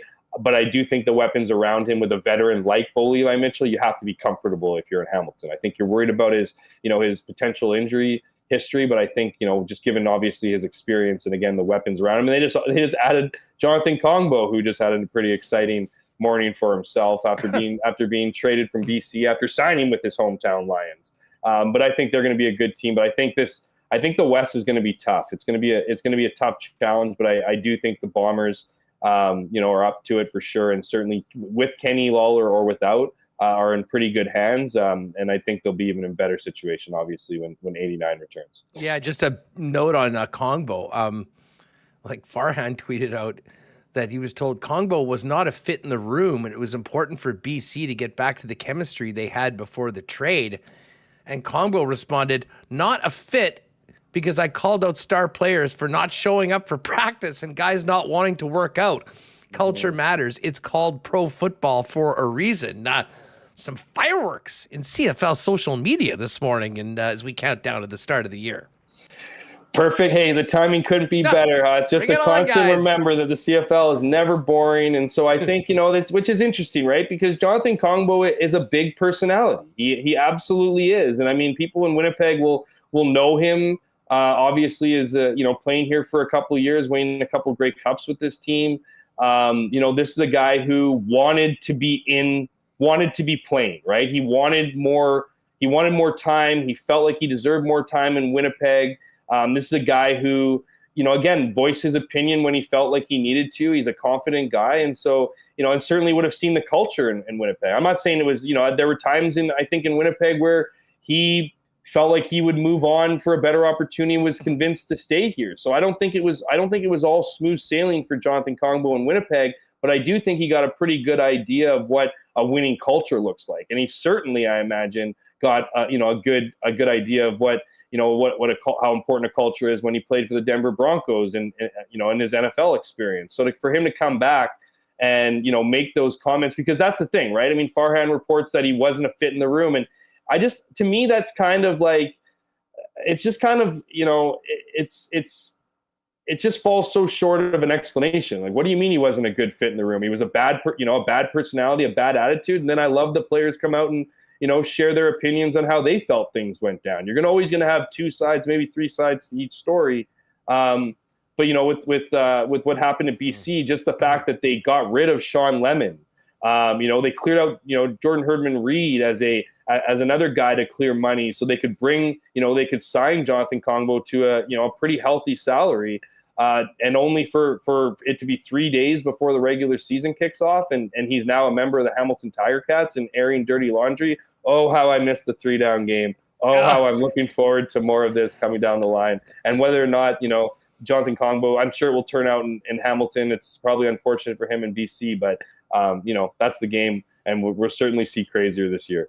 No, I echo everything you just said. Dustin Nielsen, of course, he was here on Friday. He's back for the home opener, and we were looking at our first week one betting lines on Coolbet earlier today on the Lock Shop, and now just looking at this forecast for this game. I mean, what a way to start off this season. Hey, before we go, Hammer, we just had a great conversation with Dave Poulin on a bunch of hockey topics, and one of the ones was, what the Winnipeg Jets are up to right now, and obviously there's tons of conversations happening behind the scenes. And Elliotte Friedman, said clearly the Winnipeg Jets are listening to offers on Hellebuyck, on Scheifele, and Dubois. Shouldn't be a surprise to anyone. But he was very adamant that, the Jets made it very clear that this is not a rebuild. You don't often hear teams so clearly try and make sure that if they're giving out information that part of it as well is. And I mean, I kind of chuckle because, I think it really is semantics in a lot of ways as to what your definition of rebuild is. I think there's enough talent on this team that, unless they traded literally half of their top 12 players, you're not going to have a team that isn't talented enough to win some games, especially in the Central Division. But what do you make of, we realize that there's a possibility that their top two centers are being traded and a Vezina winning goaltender, which to me is the biggest piece in all of this, because if you don't have Connor Hellebuyck, there's probably knocking a few wins off that total regardless. How would you describe what you think the team is going to try to do with these deals that they're being forced into make on one side of things with potentially a Hellebuyck and Dubois, and the deals that they feel that they need to make and want to make when it comes to guys that have been here for a long time, like Mark Scheifele and Blake Wheeler, if there's a taker? Yeah, I'll start off by saying, we're hearing a lot of that coming into play from insiders about, the Jets, reinforcing the Jets' feeling of not wanting to have a rebuild, right? And we got that, from Darren Dreger like a month ago or 2 months ago, whatever it was, kind of in and around when the offseason first started. And there was a lot of questions around the futures of these four players. And so I think there can be two ways to look at that. You can look at, from a franchise perspective, because we know the leverage has flipped to the players a lot more nowadays, in particular here in Winnipeg. So what does that mean? Does that messaging that we're hearing, does that mean the Jets are really truly don't want to rebuild, that they want to find a way to retool or whatever to be competitive, to be a playoff team? Because right now I don't think you can argue that they're a contender, even if they kept everybody, obviously. And that's their true goal, and they're going to do their best to hold on to some players potentially, or re-sign some players. Or is it a result of, okay, we're concerned about what the the fan base might think we want to cover all bases of outrage from the fan base, where it's like, okay, all those fans that are now, it coincides perfectly with their, it obviously coincides perfectly with their season ticket, campaign and run, right? Is buy tickets. This is the future is bright, and we're going into a heavy rebuild. Do those coincide for success? Probably not. So I think as you could also look at as like, this is the messaging we're sending out, but we might be forced into a rebuild. So when we do, if we do get to that point, well, then now we need to tell people we did our best, to retool, and now we're going to deal with it. Because I think there is a little bit of fear, not just from the Jets organization, but from any organization, on what the reaction would be from the fan base, over a total rebuild. And I think they might be pleasantly surprised that there might be more people who are interested in the city of a rebuild, of seeing, a younger team, of seeing a team of, that tries harder than we've seen the Jets try over the last few years, even if the results aren't as strong. But as far as as far as what I think's going to happen, or what I've been hearing, or where this has kind of been trending, I think we're in a really weird situation with the Winnipeg Jets, and that I think there is potential that of the four guys, maybe one is just gone. We're hearing a lot about the idea that all four could be gone, and I've certainly been in that camp, and I think that would probably be an ideal situation. Understanding that what you're getting in return is fulfilling your end goal of wanting to retool, right? Because you can't retool with a bunch of draft picks, right? That's just not the way it works. And so maybe I'm getting the feeling the Jets aren't getting what they hope to get or want to get from teams. I think the markets I think there's not a lot of trade teams out there. I think there's an interest to sign a Marc Scheifele a little bit longer maybe than was expected or whatever. I know a lot of people, want to maybe see him move. I think he could benefit from a different place. I don't think there's a lot of people that want to sign Marc Scheifele to a very, very long contract, right? So I think the Jets are fielding some of the information they're getting, and I think they're under, whereas some people might look at the Jets' first round series against the Vegas Golden Knights and say, this team does not have what it takes. It doesn't have the characteristics of being an NHL contender. It doesn't have a team where everyone on there, like the Vegas Golden Knights, understands, respects, and appreciates their role. They're looking at a team that they lost to in 5 games, deserved a better fate from, and now they're probably going to win the Stanley Cup. And then you look over the other hallway in the NHL Finals, and you see the Florida Panthers. Fans might look at the Florida Panthers and go, look at Paul Maurice. He managed to take a new batch of players in one season and turn them into a Stanley Cup finalist at the very least, right? And that, it's the players' fault. And we all know Maurice has ownership of the Jets' downfall. There's absolutely no doubt about it. Paul Maurice is not the answer in Winnipeg and wasn't the answer in Winnipeg probably for the last couple of years he was here. But they look at a team that goes, instead of looking at the players as being possibly the issue and maybe not the coach, they look at a team in the Florida Panthers and they go, they squeezed into the playoffs as the 8th seed, and look what they were able to do. Look what they were able to do, right? So where do we fall in that mix? Here's the thing, though, and it's great to think that way, but I mean, oh, it's horrible to think that way. It's not great to think that way. It's blind to think that way. Like, hey, that you've got a chance to win for sure. With those guys. Here's the thing. Scheifele's got 1 year, Dubois got 1 year, Hellebuck's got 1 year, and if you don't do it now, you know what the conversations on this program and in every article in your paper and around it's going to be, when's the shoe going to drop? Are we waiting to the trade deadline to do that? What does that do to the team all season long? I mean, at a certain point, some of this stuff, unless they come out with extensions for these guys, which I don't think is going to happen. That's where it gets sticky. I think they, and maybe they could learn from the Calgary Flames, because, you listen to Craig Conroy and what he's done in his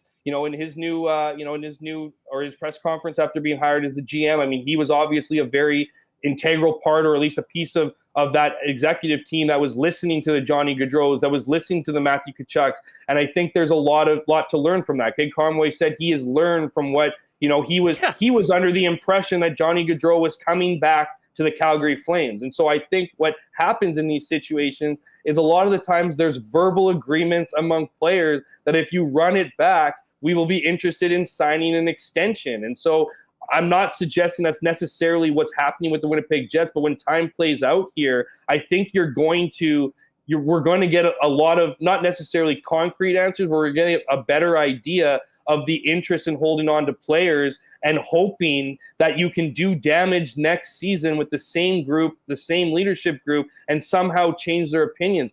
I hope that's not the case, Huss, but as time passes here, and from what I've been hearing, I'm falling more into the group of the people who feel the Jets are going to be doing their best to run it back. And I think the only guy that might actually be gone, and this might blow your mind, might be a Connor Hellebuyck. Because I think that there are teams out there that will give you, that will give you. It's not what I'm advocating for, Huss. It's not what I'm advocating for. I'm just saying there might be more suitors and there might be a better return to accomplish your goal of retooling rather than rebuilding. And I know that sounds ridiculous because I've been on here and others have been on here saying that if you don't have Connor Hellebuyck, you can retool. You can't. It's an ultimate rebuild. But I don't think the Jets are viewing it that way. I think they're viewing to get more physical. Like, I'm not saying you keep exactly who you have. I just don't know if it's centered around the four players we've been talking all offseason about. They certainly need to get bigger and better and stronger on the blue line. But I don't think they're adverse to finding a 1B goaltending tandem that costs them $6 million in total. They could go to Vegas right now and take the, you can get a Laurent. I'm not advocating for that. I'm just saying this is what I think are potential options if we are led to believe that the Jets want to rebuild or retool and not rebuild. Well, as I say, that's just kicking the can down the road again until the last possible minute. I don't think that does the team any justice, and I certainly don't think that goes over well with the fan base. Hammer, this is awesome. I'll talk to you, leading into this game on the weekend, and hopefully see you there. Thanks so much for doing this, and let's get it on for a great CFL season beginning on Friday. Always a pleasure, my friend. Have a great one. Beautiful. There is our pal, Jeff Hamilton. Of course, Bomber home opener is Friday. Going to be talking about the CFL lines for week 1 coming up in a minute over at Coolbet with my guy, Pat Gregoire. But folks, get ready for it. Get there early. It's going to be beautiful.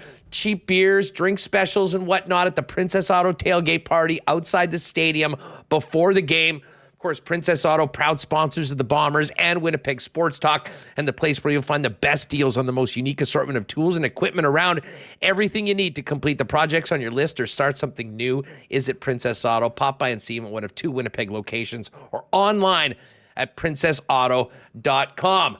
Thanks again to our pal Joe over at Consolidated Supply for those ticks we gave out in the marble race for the home opener. Of course, Joe's busy right now as he's the go-to guy for irrigation systems over at Consolidated Supply. Been working with the golf course industry for years. Now they can do the same thing they do to the beautiful courses in Manitoba to your property. Give them a call if you need irrigation systems. Of course, Consolidated Supply is the leader in irrigation, artificial turf, new and used golf carts, and have other great options for your property, including hot tubs and amazing outdoor kitchen options, and of course, small engine parts and repair. Pop by and see them at their new showroom, open to the public, 1395 Niagara Road East, or find out more online at cte.ca. Hey, speaking of that Bomber home opener, popped into Royal on the weekend. Royal Sports is jam-packed with so much great Bomber gear. If you haven't got your blue and gold ready for Friday night, get on down to Royal Sports. They've got shorts, shirts, golf shirts, hoodies, tons of hats and more. And while you're there, you can check out that Bomber version of the WST hat.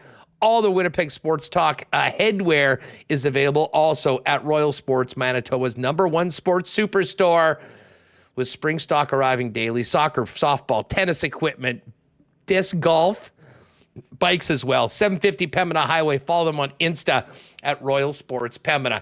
And a big shout out to our friends at Boston Pizza. Game 2 tonight, Stanley Cup Final. No better place to get together with friends for the big game than your local BP. Enjoy ice-cold schooners, world-famous BP wings, and gourmet pizzas, and the latest from the BP feature menu. Staying in, order online at bostonpizza.com. All right, we normally get to our Coolbet lines in and around now, but a bit of a special segment right now because we got to bring in our good friend, Pat Gregoire, man of many hats, 2-time nominee for the NLL Media Person of the Year, and winner last year, and the guy that's actually providing winners on the lock shop when it comes to golf, and of course the RBC Canadian Open is now. But let's welcome in also the country manager for our great partners at Coolbet.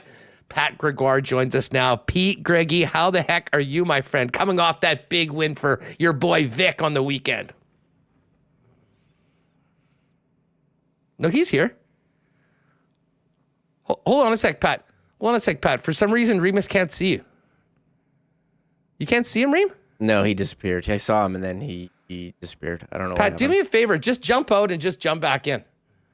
It's a very that's weird. Yeah, I could see him. I'm looking at him. Reem, he's talking to me. I had him in here and he disappeared. I don't know what to say. That Technology. I don't know. Computers, like, they're weird. That's what I've learned. No doubt about it. Well, speaking of that, and we'll be doing some real fun stuff for the RBC Canadian Open this week, because our pal Feinberg is a member at Oakdale, and he was hanging out today with this guy Tommy Fleetwood. Tommy will certainly be a popular pick, and will be a popular player at the RBC Canadian Open. And it's been a minute since we've had the Z-Man on the show.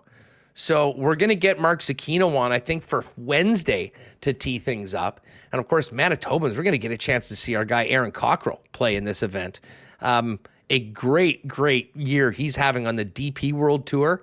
And now his opportunity to come in and play with the big boys on the PGA Tour, a huge opportunity for Manitoba's Aaron Cockrell. So he'll certainly be the guy that we'll be cheering for, maybe to be top Canadian. And a shout out to Breezy Ben's Braxton Curse, who won the men's match play. What a couple years he's had. All right, I think P. Greggy's back here. Pat, can you hear us, and can we hear you okay?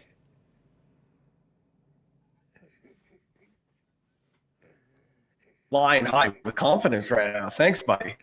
Well, listen, first things first, we got to thank you because we've been working hard, building up Winnipeg Sports Talk since day one, and you guys have been with us since day one. But I wanted to, bring you on to chat a bit, but also to kind of thank you guys for the support, because and we can tell you the feedback we've had from listeners that we're going to be able to make this happen and do shows all week from the NHL draft in Nashville.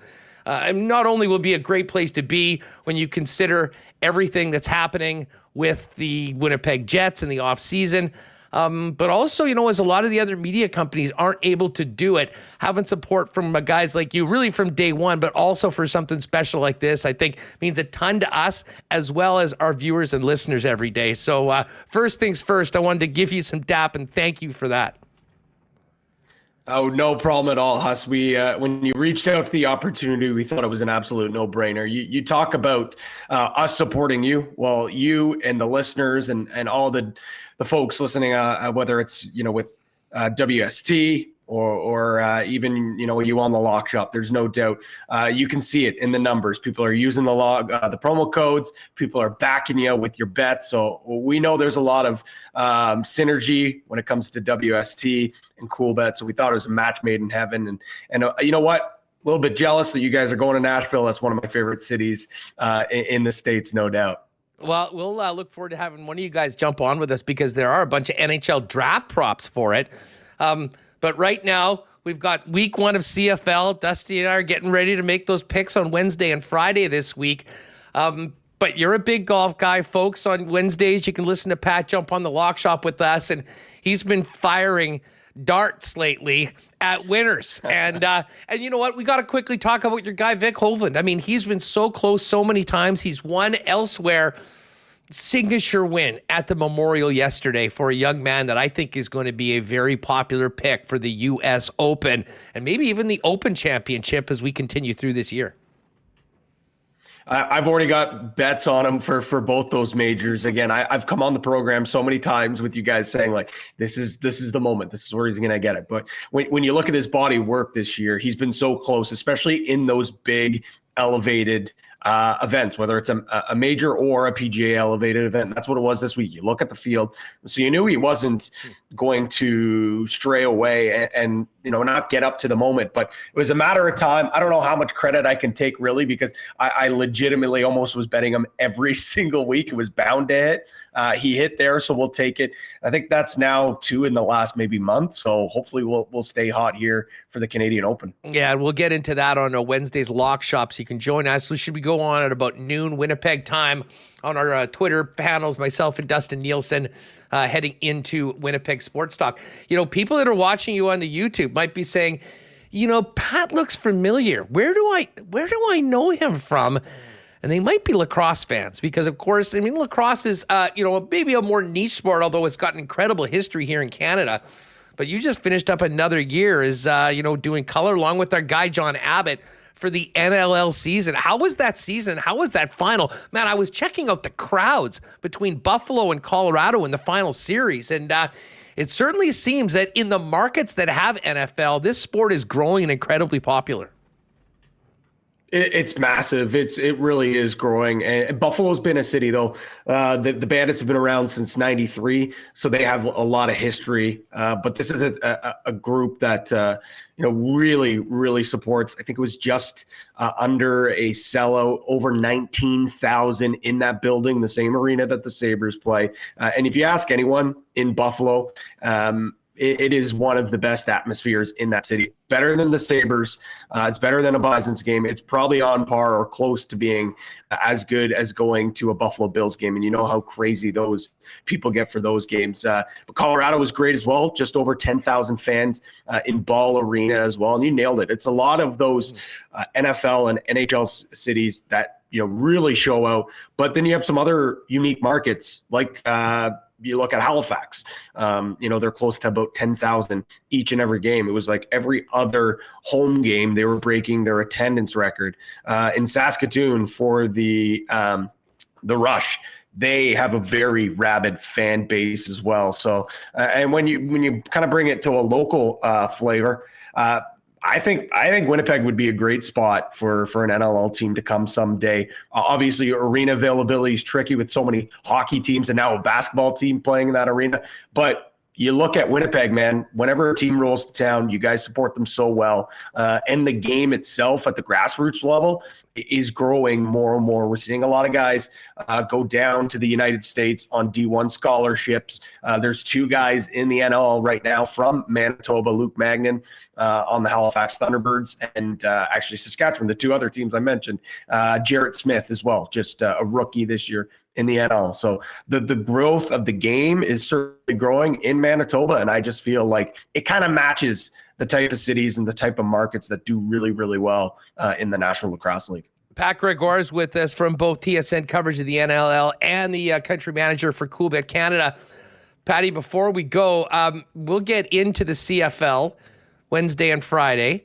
Lines are up, though, and it was -4.5 for the Bombers. It's now -5 over the course of the last couple hours. Interesting. We'll see whether that gets a little bit higher. Wouldn't be surprised if we had a close game, to be honest, in that first one. But and we'll talk golf on Wednesday when we'll get some picks for the RBC Canadian Open. Can't wait for this. But let's just quickly look at this game tonight. Vegas -136, Panthers +116. I have been on Vegas to win the series. I picked 6. I thought they deserved that game 1 win. I got a feeling the Panthers bounce back tonight at some nice plus money. What are you thinking about this game tonight for game 2?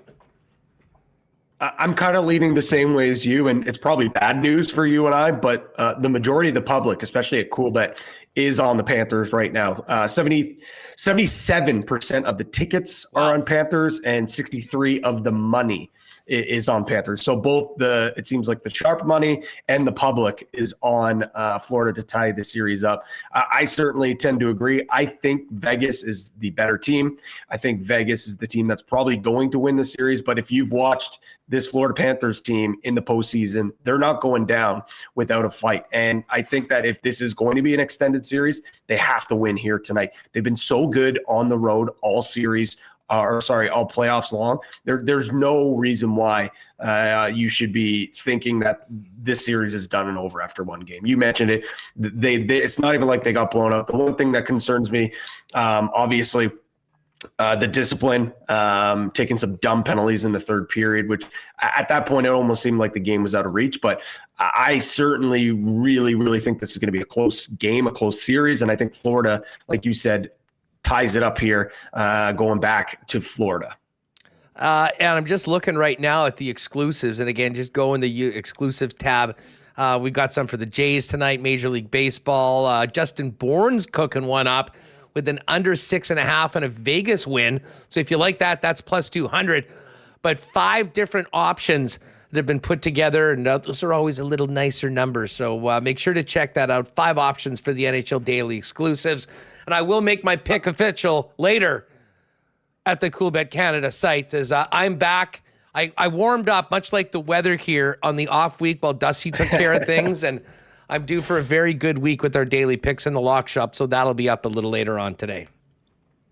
Love. On the note of the exclusives, the one that I really like is points from the point. That's been a kind of a running theme that we've had for each and every game, or at least one tonight. Brandon Montour and Shea Theodore both to record a point. Theodore has been red hot. He's on that first power play unit, had a goal and assist in that game in game 1.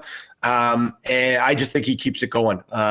He's as I mentioned, he's on that first power play unit. I think he's got 3 in his last 6. On the flip side, though, it's crazy to think, but Brandon Montour has not recorded a point since game 1 in that Leaf series. And when you think of how good he was at the start of the playoffs against Boston and in game 1 against Toronto, offensively, he's slowed down. And just from a production standpoint, he's still logging about 25, 26 minutes a game. He's on that first power play. So I know it kind of sounds like I'm contradicting myself, but at the same time, I feel like he is due to get a point here, to have a big game offensively and get back into the things. And you were talking about on Lock Shop, like if Florida's going to get back in this series, they need their best players to come up big. So you look at guys like Tkachuk and Bennett. Well, I also look at their back end. I look like a guy that really helped them get to this point was Montour, scoring from the point, getting those big goals on the power play, joining the rush. I think they got to get back to that.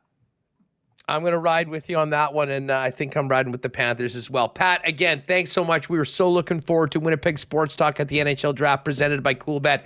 Thanks so much, and we'll talk to you Wednesday. Keep the holster loaded with winners. I can't wait. RBC Canadian Open will be a great field. Should be an awesome event, and we're going to have lots of talk on that coming up in the next couple days before tee-off at Oakdale on Thursday. Have a great one, pal. Thanks again for jumping on. Thanks for having me, boys. This was a lot of fun. Good stuff. Give him a follow on Twitter at @PGreggy. And, of course, give Coolbet a follow at Coolbet Canada. You'll see either myself or Dusty Monday to Friday cranking out our favorite play of the day. And, again, huge thanks to the Coolbet team for their support of us, really, since we got going, but especially making, this trip down to Nashville where I'm hearing that a bunch of the local outlets actually aren't going. So, even a bigger opportunity for us to, kind of be go-to people and a go-to source for your Jets and sports information at such an important time of the year. Interesting how the business has changed. Again, get on over to Coolbet if you haven't played there before. 100% bonus on your first deposit, up to $200. You can use the promo code WST. All right, we got to get Remo in here because we got a couple more things to do here, including make our selections because the track is back. I do have to give a shout out to our friends at Little Brown Jug, though. And I've done some work for you, gang. That was part of what the preseason was. Figuring some things out, what's new. And I told you all last week what was new is that 1919 is now available at the stadium as Little Brown Jug is an official partner of the Winnipeg Blue Bombers. I was only on the lower bowl. I imagine it would be the same in the upper bowl, but you can pick up 1919 at the poutineery locations, and I want to say it's called Hometown Heroes or the Hometown Grill. So there's a couple spots on both sides. Pop by there. The Little Brown Jug 1919s were cold and delicious, and shout out to everyone that had such a great time down at their Pride Weekend celebrations down at the brewery and tap room down in the Exchange. Gold Eyes are back tomorrow. Very much looking forward to that. And of course, generic lager is also available at the ballpark. It wasn't a great weekend for the Gold Eyes, but that's fine. They didn't have a great road trip to start off, and they came back and rattled off 3 straight series wins and got back at it. So it's time to get back to winning. It's time to get them back here to Winnipeg. 6 games in a row at Shaw Park begin tomorrow. Make sure to get down there, and God, the weather is certainly going to continue to cooperate, so no better time. I can't believe how great the weather has been for baseball at this point in the season, course, they were away for the hottest days. It's cooling down slightly. It might make it for better nights. But goldeyes.com for ticket information for the games on the weekend. And as I mentioned, shout out to Braxton Kuntz, Pride of Breezy Bend, men's match play champion for Golf Manitoba on the weekend. And of course, if you're thinking about making Breezy a long-term home for you and your family, talk to our pal Corey Johnson over at the course.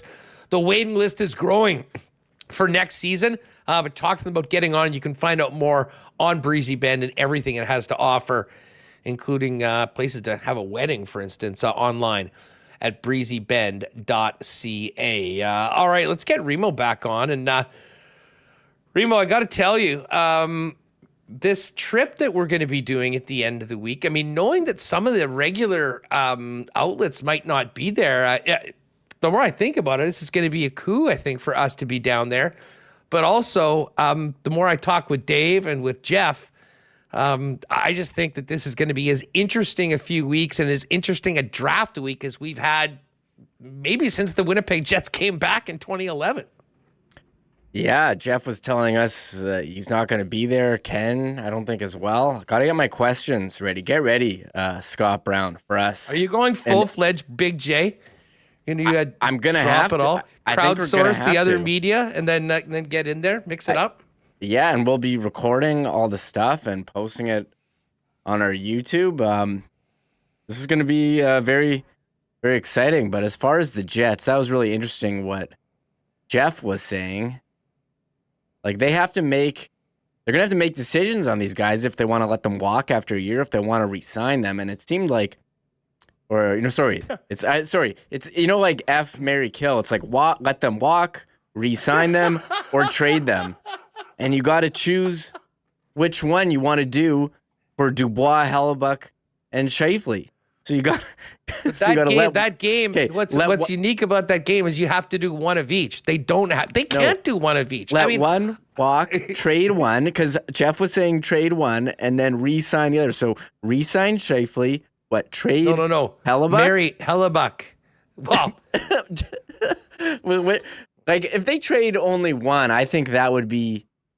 Well, then you're re-signing Scheifele, I think, because Dubois is not re-signing. You're letting Dubois go for nothing? That doesn't make any sense. No, and re-signing Scheifele doesn't make any sense from where I'm sitting. Yeah. I mean, there still is going to be value. And like Dave said, this is why I won't go as far as thinking I'll put it this way. If what Jeff has to say, if that is the scenario that happens, I'll be really disappointed, although in a way it might be good for us because it'll just be more nonstop trade speculation throughout the entire year. Because if these guys are back and are not extended, I mean, how can it not be a matter of time before something happens around the league and they're traded, whether it's midseason or whether it's at the deadline? And with the free agent class next year being very good and the free agent class being very tight, this is what Poulin said earlier on, and I totally agree with him. I think they're in a better situation right now to make some deals. And if I'm a Mark Scheifele, or if I'm a Pierre-Luc Dubois, more so Scheifele than Dubois, if you can get me to a team that is interested in giving me an extension now, I am taking it. Because who knows what happens this season. And on top of that, there is going to be a ton of competition for top-line players. And, you don't want to be that guy that is a UFA that is kind of bet on yourself and all of a sudden finds yourself in a situation where you're thought to be on the downside of your career. There's some teams that for whatever reasons aren't interested in you, and the other ones are in on bigger fish that are available. So, there has to be some sort of clarity on these players, I think, going in. And I don't think that anyone in the Jet front office would disagree with that. Although, as I said, I mean, if all of a sudden Pierre-Luc Dubois is on this team, throughout this year, or Mark Scheifele, and either of those guys don't have an extension, I mean, I can't possibly imagine they get past the trade deadline with those guys still on the roster. I mean, losing players like that of that caliber for nothing is just not part of the playbook here in Winnipeg. At least that's from where I'm coming from, and I'm pretty sure that's the way the Jets feel as well. Yeah, well, I don't know. When Elliotte Friedman went on TV and was like, not a rebuild. This was Elliotte. They're not rebuilding. it really made me, like, if they're not rebuilding, then it made me think they're going to try it again with the same guys and try. They got to the playoffs. You know, they got such a tough matchup in the first round, getting up against the Stanley Cup champions. So, you know, maybe next year, better draw and things will go better for them. And look, if they're saying they're not rebuilding, then why are they talking about listening for offers on Well, those when the guys? phone rings, you answer it. You're always having conversations. Come on, don't you know how to be a GM? What, someone's going to call you about a guy you're not going to listen? What if they blow the doors off with an offer? It's not fantasy hockey. It's not fantasy hockey. Yeah, it's not. And because of that, and listen, I feel for Chevy in some of these things, and I brought this up with Dave. Like, it's one thing to be Vegas or Florida where guys are asking out of certain places and they're like, I'm only going to go 3 or 4 places. Winnipeg's not on those lists. So it's a hell of a lot harder job. But that's the job. And that's the situation the Winnipeg Jets are in right now. So, maximizing trade value in return obviously is job number one. And I do think that they're trying to maintain confidence in, I guess, management and is the team going forward. And who wouldn't try and do that?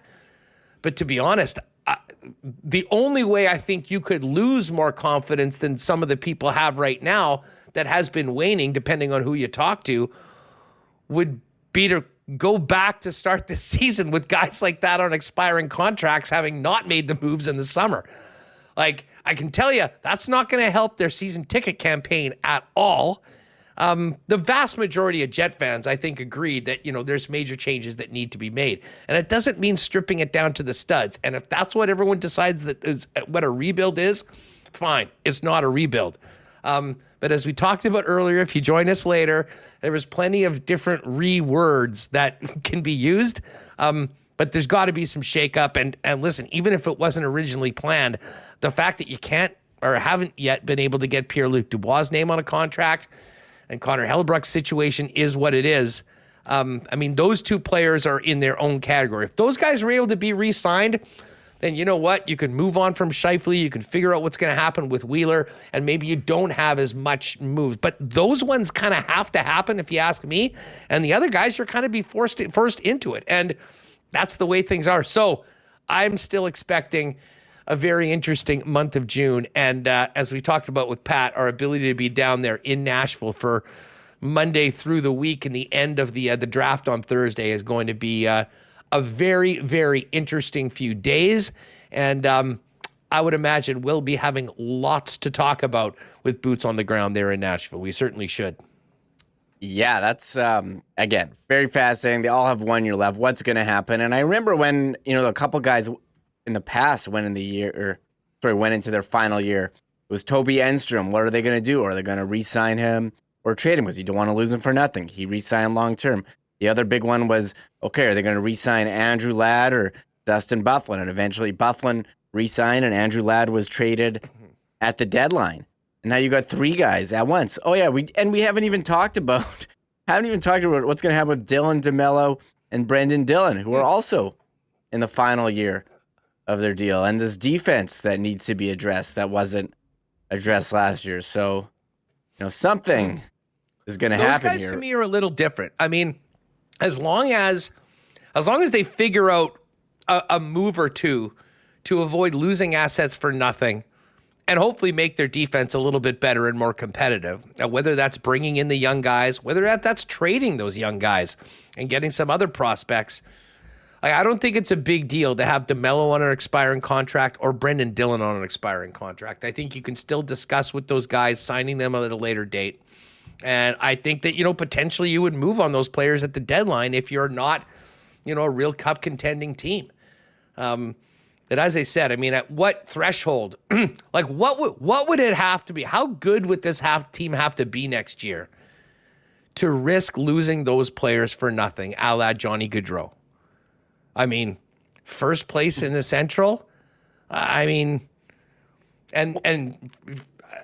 then what would happen if that was the case? I guess if you thought that you had a Brad Lambert or a Chaz Lucius, Cole Perfetti, that were ready to be elite level centers, not next year, but the year after, I guess maybe you do that, but I don't think it does you. I don't think it does you well long term to operate that way. And as I say, it probably a missed opportunity. Well, I'll say this. They're going to be in a situation that reminds me a lot of St. Louis the year they traded Stastny and Shattenkirk, where they were in a playoff spot, but still traded them at the deadline, or even Nashville this year, who was still fighting for a playoff spot, but did trade some assets at the deadline, like Nito Niederreiter and Tanner Jeannot, which I was just looking at that haul they got was absolutely incredible. And I think the How Jets do you are say gonna, no to that? yeah, the Jets are going to be at a similar spot if they hang on to these guys, where they're going to be a bubble playoff team, and you have all these guys on expiring contracts, and you got to make a decision what you're going to do. So, will they make that decision then, or will they get ahead of it and do something this summer? It's funny. What T. Will said in the chat, shout out to T. Will, frequent commenters, like, look, if Chevy didn't like the offers last year for Dubois with 2 years left on his, team control, is he going to like what the offers are with 1 year left on team control? And that was shout out to Jeff mentioning the Jets haven't really liked some of the offers that they've been hearing for some of these players. Well, granted, I will accept that. And I think you could have Dubois come back for part of the year, but it has to be with the assumption that he's being traded at some point. Because I'm telling you right now, if a player like Dubois, with what he brings to the table at the trade deadline, I mean, look at what Timo Meier got this year. I mean, look at the prices that some of those teams paid for players that they thought could be impactful. And I mean, Dubois is not Matthew Tkachuk, but Dubois is a player that can do a lot of Tkachukian things, if you will. And even if it was a straight rental, I think that there would be plenty of interest for Pierre-Luc Dubois. I also think it's important. I also think it's really important for them to move away from, and like we've said, just listen to what Bowness said at the end of the year. Now, unfortunately, Dubois had his own disappearing act in Game 5. I mean, he's certainly not excused from that group. But when you look back to what happened with this team over the last couple months, the benching of Scheifele, him going AWOL, and having to be moved to the wing, I'll tell you, there's one guy that I'd be willing to bet a lot of money that feels like they have to make a move involving that player in particular, and it's the guy that is the head coach in Rick Bowness. Yeah, again, fascinating. What's going to happen here? Dubois, if they're in a playoff spot, they could just see Dubois as a self-rental at the deadline, and they'll just do that. He's a self-rental. Look, instead of making moves at the deadline, we're just going to keep Dubois, and he's going to walk around. Can't you see that happening too? No, I can't. I cannot see that happening. Imagine if it did. Well, I mean, as I said, maybe we would be the only winners in the whole thing, because we'd be talking about these damn trade possibilities and why everyone expects it to happen for an extra 6 or 7 months. And then we probably have an entire fan base losing their mind in the chat every day going, what the hell are they doing? I'll believe that when I see it. I'll believe that when I see it. I don't think that's happening. If Dubois stays, I just can't wait for the next time. This is all hypothetical, but when the Jets go to Montreal, because remember how awesome the Jets Montreal visit was this year and how well they played after on that road trip? Well, let me see that. You just brought up the Tanner Jeannot trade, and I see someone, Jay Miller, saying that Jeannot trade was an insane move. So if Tanner Jeannot got that at the deadline, what's Pierre-Luc Dubois worth? Well, the Jets aren't rebuilding, so they wouldn't want all those draft picks. They'd rather just keep him as a self-rental. Okay. They're not rebuilding.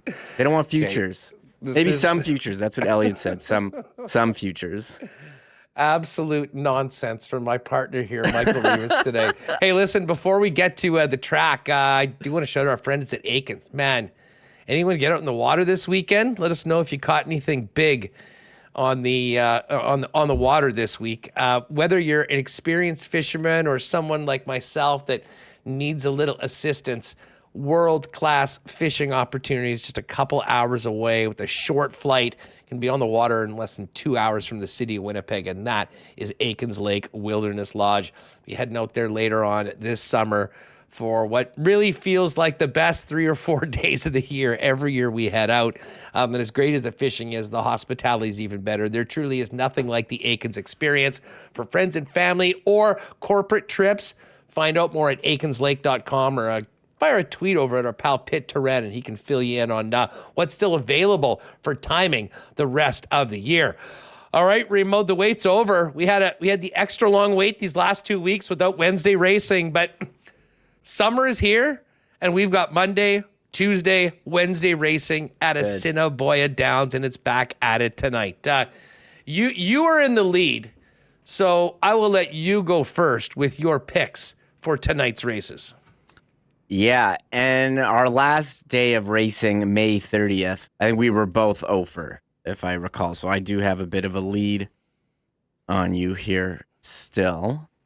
So today, just quickly, Yin Vivian, put your money where your mouth is. Hashtag Coolbet. I guess I should maybe see if we could get some sort of exclusive, a Hustler exclusive, as to by July 1st. How many of these players will be traded? I might actually be able to make that happen. Anyway, sorry about that, Rima. I just got caught by that comment. It was funny. We are talking about Pierre-Luc Dubois, and we also chatted about, you know how the Bombers broke the Kenny Lawler news at like 3:30 after a show? I did confirm.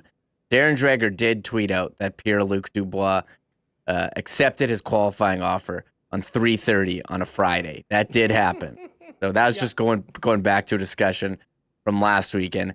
Hey, if everyone made it this far on the show, shout out to everyone. So hit the thumbs up here. I don't know if any podcast people tune in to the end as well, but come join us on YouTube as well. But here, I'll do my pick. They wish the show was 4 hours, 4 hours every day.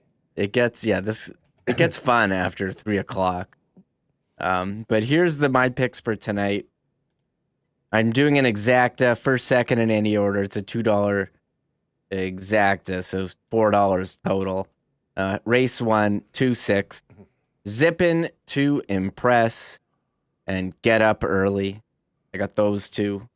That's race 1. Race 2, I'm doing a tractor box. I swear I've done this box before. Guaranteed Delivery. Bite the Bullet, Bro, and Not Afraid. 1, 2, 3 in any order. Yes. Bite the Bullet, Bro, and Guaranteed Delivery. The two horses with no spaces in their names. I think those have been bet frequently. Race 4, I've got another triactor box. 2, 5, 6. That's Shotgun 1, All Terrain Jane, and Emma's Star. I got those. And my last one, race 5, picking a straight winner, $4 on. What do I have here? Race 7, Mia Bear. I've picked that one quite a bit. Oh, yeah. Mia Bear is a winner from last season for sure. Yeah.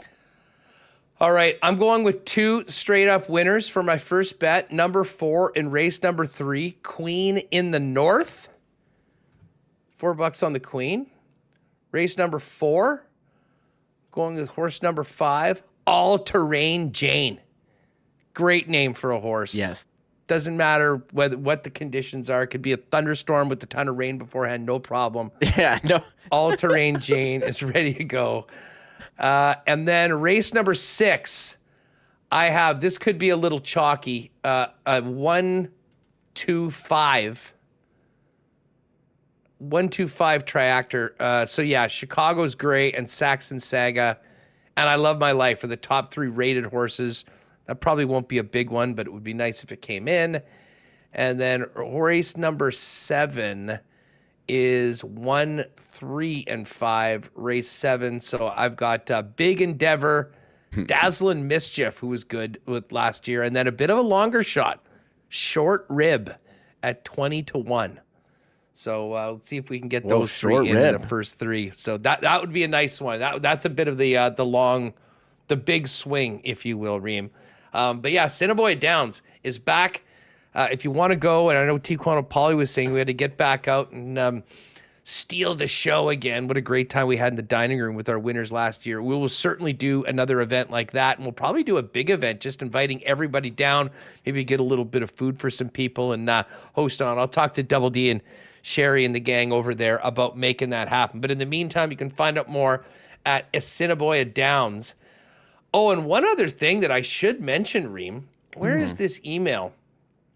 Speaking of the Gold Eyes, this is a non-baseball related bit of information, but the Gold Eyes have done such a great job moving to all local beer for now the second straight season. It's been a huge hit with fans.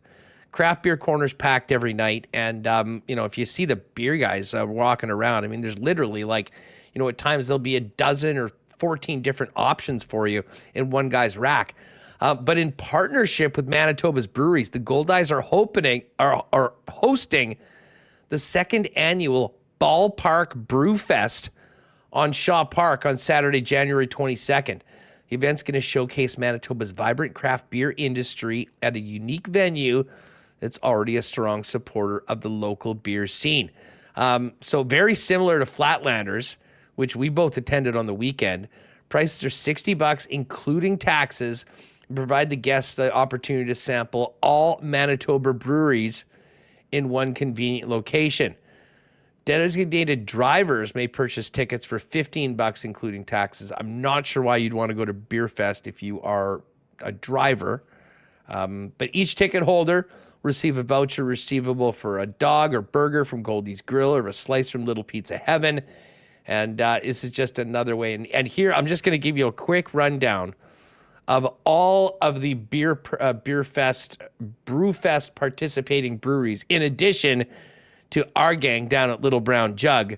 Barnhammer, Black Wheat Brewing, Brazen Hall, Dead Horse Cider, Devil May Care, Farmery Estate, Fort Garry, Good Neighbor, Half Pints, Inner Lake, Kilter, Lake of the Woods, Little Brown Jug, as I mentioned, Low Life Barrel, Non-Such, One Great City, Oxus, Rendezvous Brewery and Taproom, Section 6, Sucrum, Stone Angel, Torque, Trans-Canada Brewing, and the Winnipeg Brew Bombers. So make a note for that. It's Saturday, July 22nd, and you can jump on their website and get reserved tickets. I imagine those will sell out. It was a perfect way to segue just quickly to finish up the show, Remo, and some of the highlights of the weekend.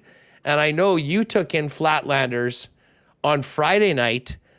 I had the incredibly aggressive schedule of the afternoon shift at the Flatlanders Beer Fest on Saturday, and then taking in all that the great people of Transcona had to offer at the High Neighbor Festival.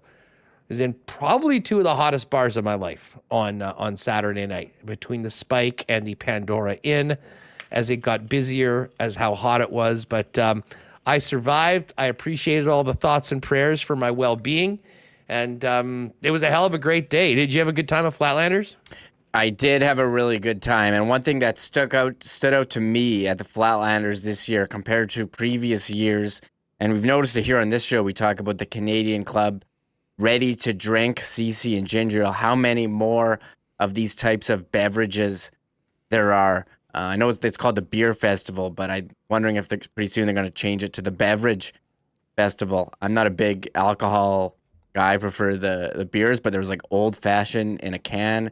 I had tried some of the lemonade, I think vodka drinks. Dude, that pink lemonade one, and I'm not sure what the company was. That was awesome. And then the other one, there was one kiosk that had a cream soda beverage that tasted like pure sugar. It was amazing. And they had an orange crush one. These you wouldn't know they had alcohol in them. Very dangerous. Did you try the, speaking of those, the Tahiti Treat? I missed that one. Tahiti Treat, spiked Tahiti Treat. Yeah. Cans, it looked like the same one. They just happened, I guess. You can add vodka to pretty much anything right now. You can get, the market of ready to, pre-mix drinks. There was Caesar, pre-mixed Caesar in a can, everything there. So that's not an area that I dabble in, but interesting to see a new market come out at the Flatlander. Oh, I see T. Conapoli has Huss. How'd I miss you at High Neighbor? Don't T-Kona know how to party? Both of those are correct. Just a quick synopsis of the High Neighbor Festival from my perspective. Unbelievable. Like, I couldn't believe, first of all, like how big it is. I mean, you see some of these little kind of rinky-dink fair carnival type things set up in mall parking lots or something. This was massive. I mean, it went all the way down, I believe, Regent, for 3 or 4 blocks with like a big time, basically a midway. Rides on one of the other side streets for another couple blocks, and like far better rides than you would have. I didn't go on any, but you would have at sort of that some of these smaller events. Amazing carnival food. Needless to say, I need to eat big time after 3 hours at Flatlanders. Had a couple corn dogs, had some mini donuts. I mean, just a full carnival spread, and it was awesome. I've never seen so many teenagers together in one spot at the same time. I can't imagine there was a single teenager from Transcona that was not down there at that time. And then, I mean, a good friend of mine who will remain nameless, huge Canadian classic rock guy, was all fired up to see Prism. And at Prism, there was a dude that was watching the entire show with a parrot on his shoulder. I had taken a picture earlier of him with the parrot on his shoulder. I then didn't want to stand any longer and wanted to watch the third period of the hockey game. So I went back to the bar, and the guys came back and met me afterwards and informed me that by the end of the show, the guy had parrot shit all over his shoulder and back. I'm not sure whether he thought that one out when he was bringing his parrot out to hang out to see Prism. But a little bit of everything. Someone unfortunately barfed outside of the Pandora in the afternoon. That was there. No one even blinked an eyelash at it. It was just part of everything that High Neighbor is. And the coolest part about it all, people were thinking about, why do they call it the High Neighbor Festival?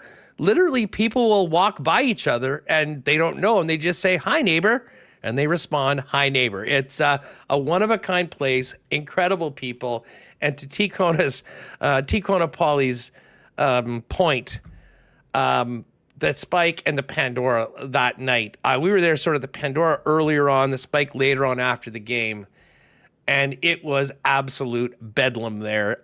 There's nobody around, at least around the city of Winnipeg. There are some rural spots that probably can hang, but there's nothing like T-Kona, and that's why we wanted to take in the High Neighbor Festival. It was a hell of a lot of fun, and highly recommended if you like a good time and are not pretentious in the least. Yeah, sounds awesome. Sounds pretty awesome. Awesome there, Hustler. Might have to check that out one time. As we wind it down, I forgot to do this last week. We got to give a shout out to Rick Delane, Huss. He's driving the WST car at Victory Lane Speedway and other racetracks around Manitoba, Ontario, North Dakota, Minnesota. He was like second race of the year, and he had a win on Thursday at Victory Lane. And the week before us, his car was in a wreck. He had to rebuild it just in time. The precious WST logo. So this car is so awesome. Shout out to Rick. He's been driving with our logo on the car for a couple of years now, and he's putting up some W's. It was our first massive sponsorship endorsement, when we got into it. And as we've grown, so has Rick, winning races right now, letting everyone know what's up. And Victory Lanes, if you haven't been out there, that is a really, really fun night. I got to ride in one of these things, and it is amazing how fast they go on a relatively small track. But Rick's been doing it for a long time. He's one of the best around here, and we are very proud. Look at that. The checkered flag coming out the window with WST on the hood. How good is that? That looks so awesome. And yeah, getting a chance to go into that car and hearing how loud it was up close. Very cool. Very cool. And there he is with the checkered flag. So we have to give him a shout out here at the end. You got it. Great show today. Well, listen, geez, we went long. On Mondays, we often do that. I mean, Dave Poulin was amazing. If you came late today, folks, make sure to check out our segment earlier with Dave. And great Bomber stuff with Hammer as well. And then, of course, Pat Gregoire. Great to have Pat on. A huge thanks to Coolbet again for making this week in Nashville possible. That is going to do it for us. Maybe we'll see you at the track tonight. Thinking about definitely going to get there in the next 3 days. We'll see whether tonight is going to be the night. But it might be perfect because you can do the track tonight and then the ball game tomorrow or Wednesday once the Goldeyes get back to start another home time. Don't forget fireworks night and Carrie Anderson throwing at the first pitch on Saturday at the ballpark as well. But thanks to our guests, Pat Gregoire, Jeff Hamilton, and Dave Poulin, and all the sponsors that make this show happen every day. And great turnout in chat today. Enjoyed everybody with their comments. And yes, Sklarty, just like the car, WST often gets wrecked, but retools and gets right back in the rain. Yeah, we always push back from the WST car and Winnipeg Sports Talk. We'll get these pods up right now so people can listen to the audio feed. Gang, have a great one. Tomorrow on the program, Feinberg is going to join us from Oakdale at the RBC Canadian Open. He's doing recon right now, boots on the ground. We'll have him there. Mark Zucchino on Wednesday, Mike McIntyre tomorrow for more. And of course, we'll have more on Game 2 tonight of the Stanley Cup Final. Enjoy it wherever you are watching it. Have a great one. And whatever you do, be back here tomorrow, 1 p.m. live on YouTube for another edition of Winnipeg Sports Talk. Have a great one. Oh, my God. Oh! Shut it down. Let's go home. Thanks for tuning in to Winnipeg Sports Talk Daily. Make sure to subscribe on YouTube and your favorite podcast feed at winnipegsportstalk.com.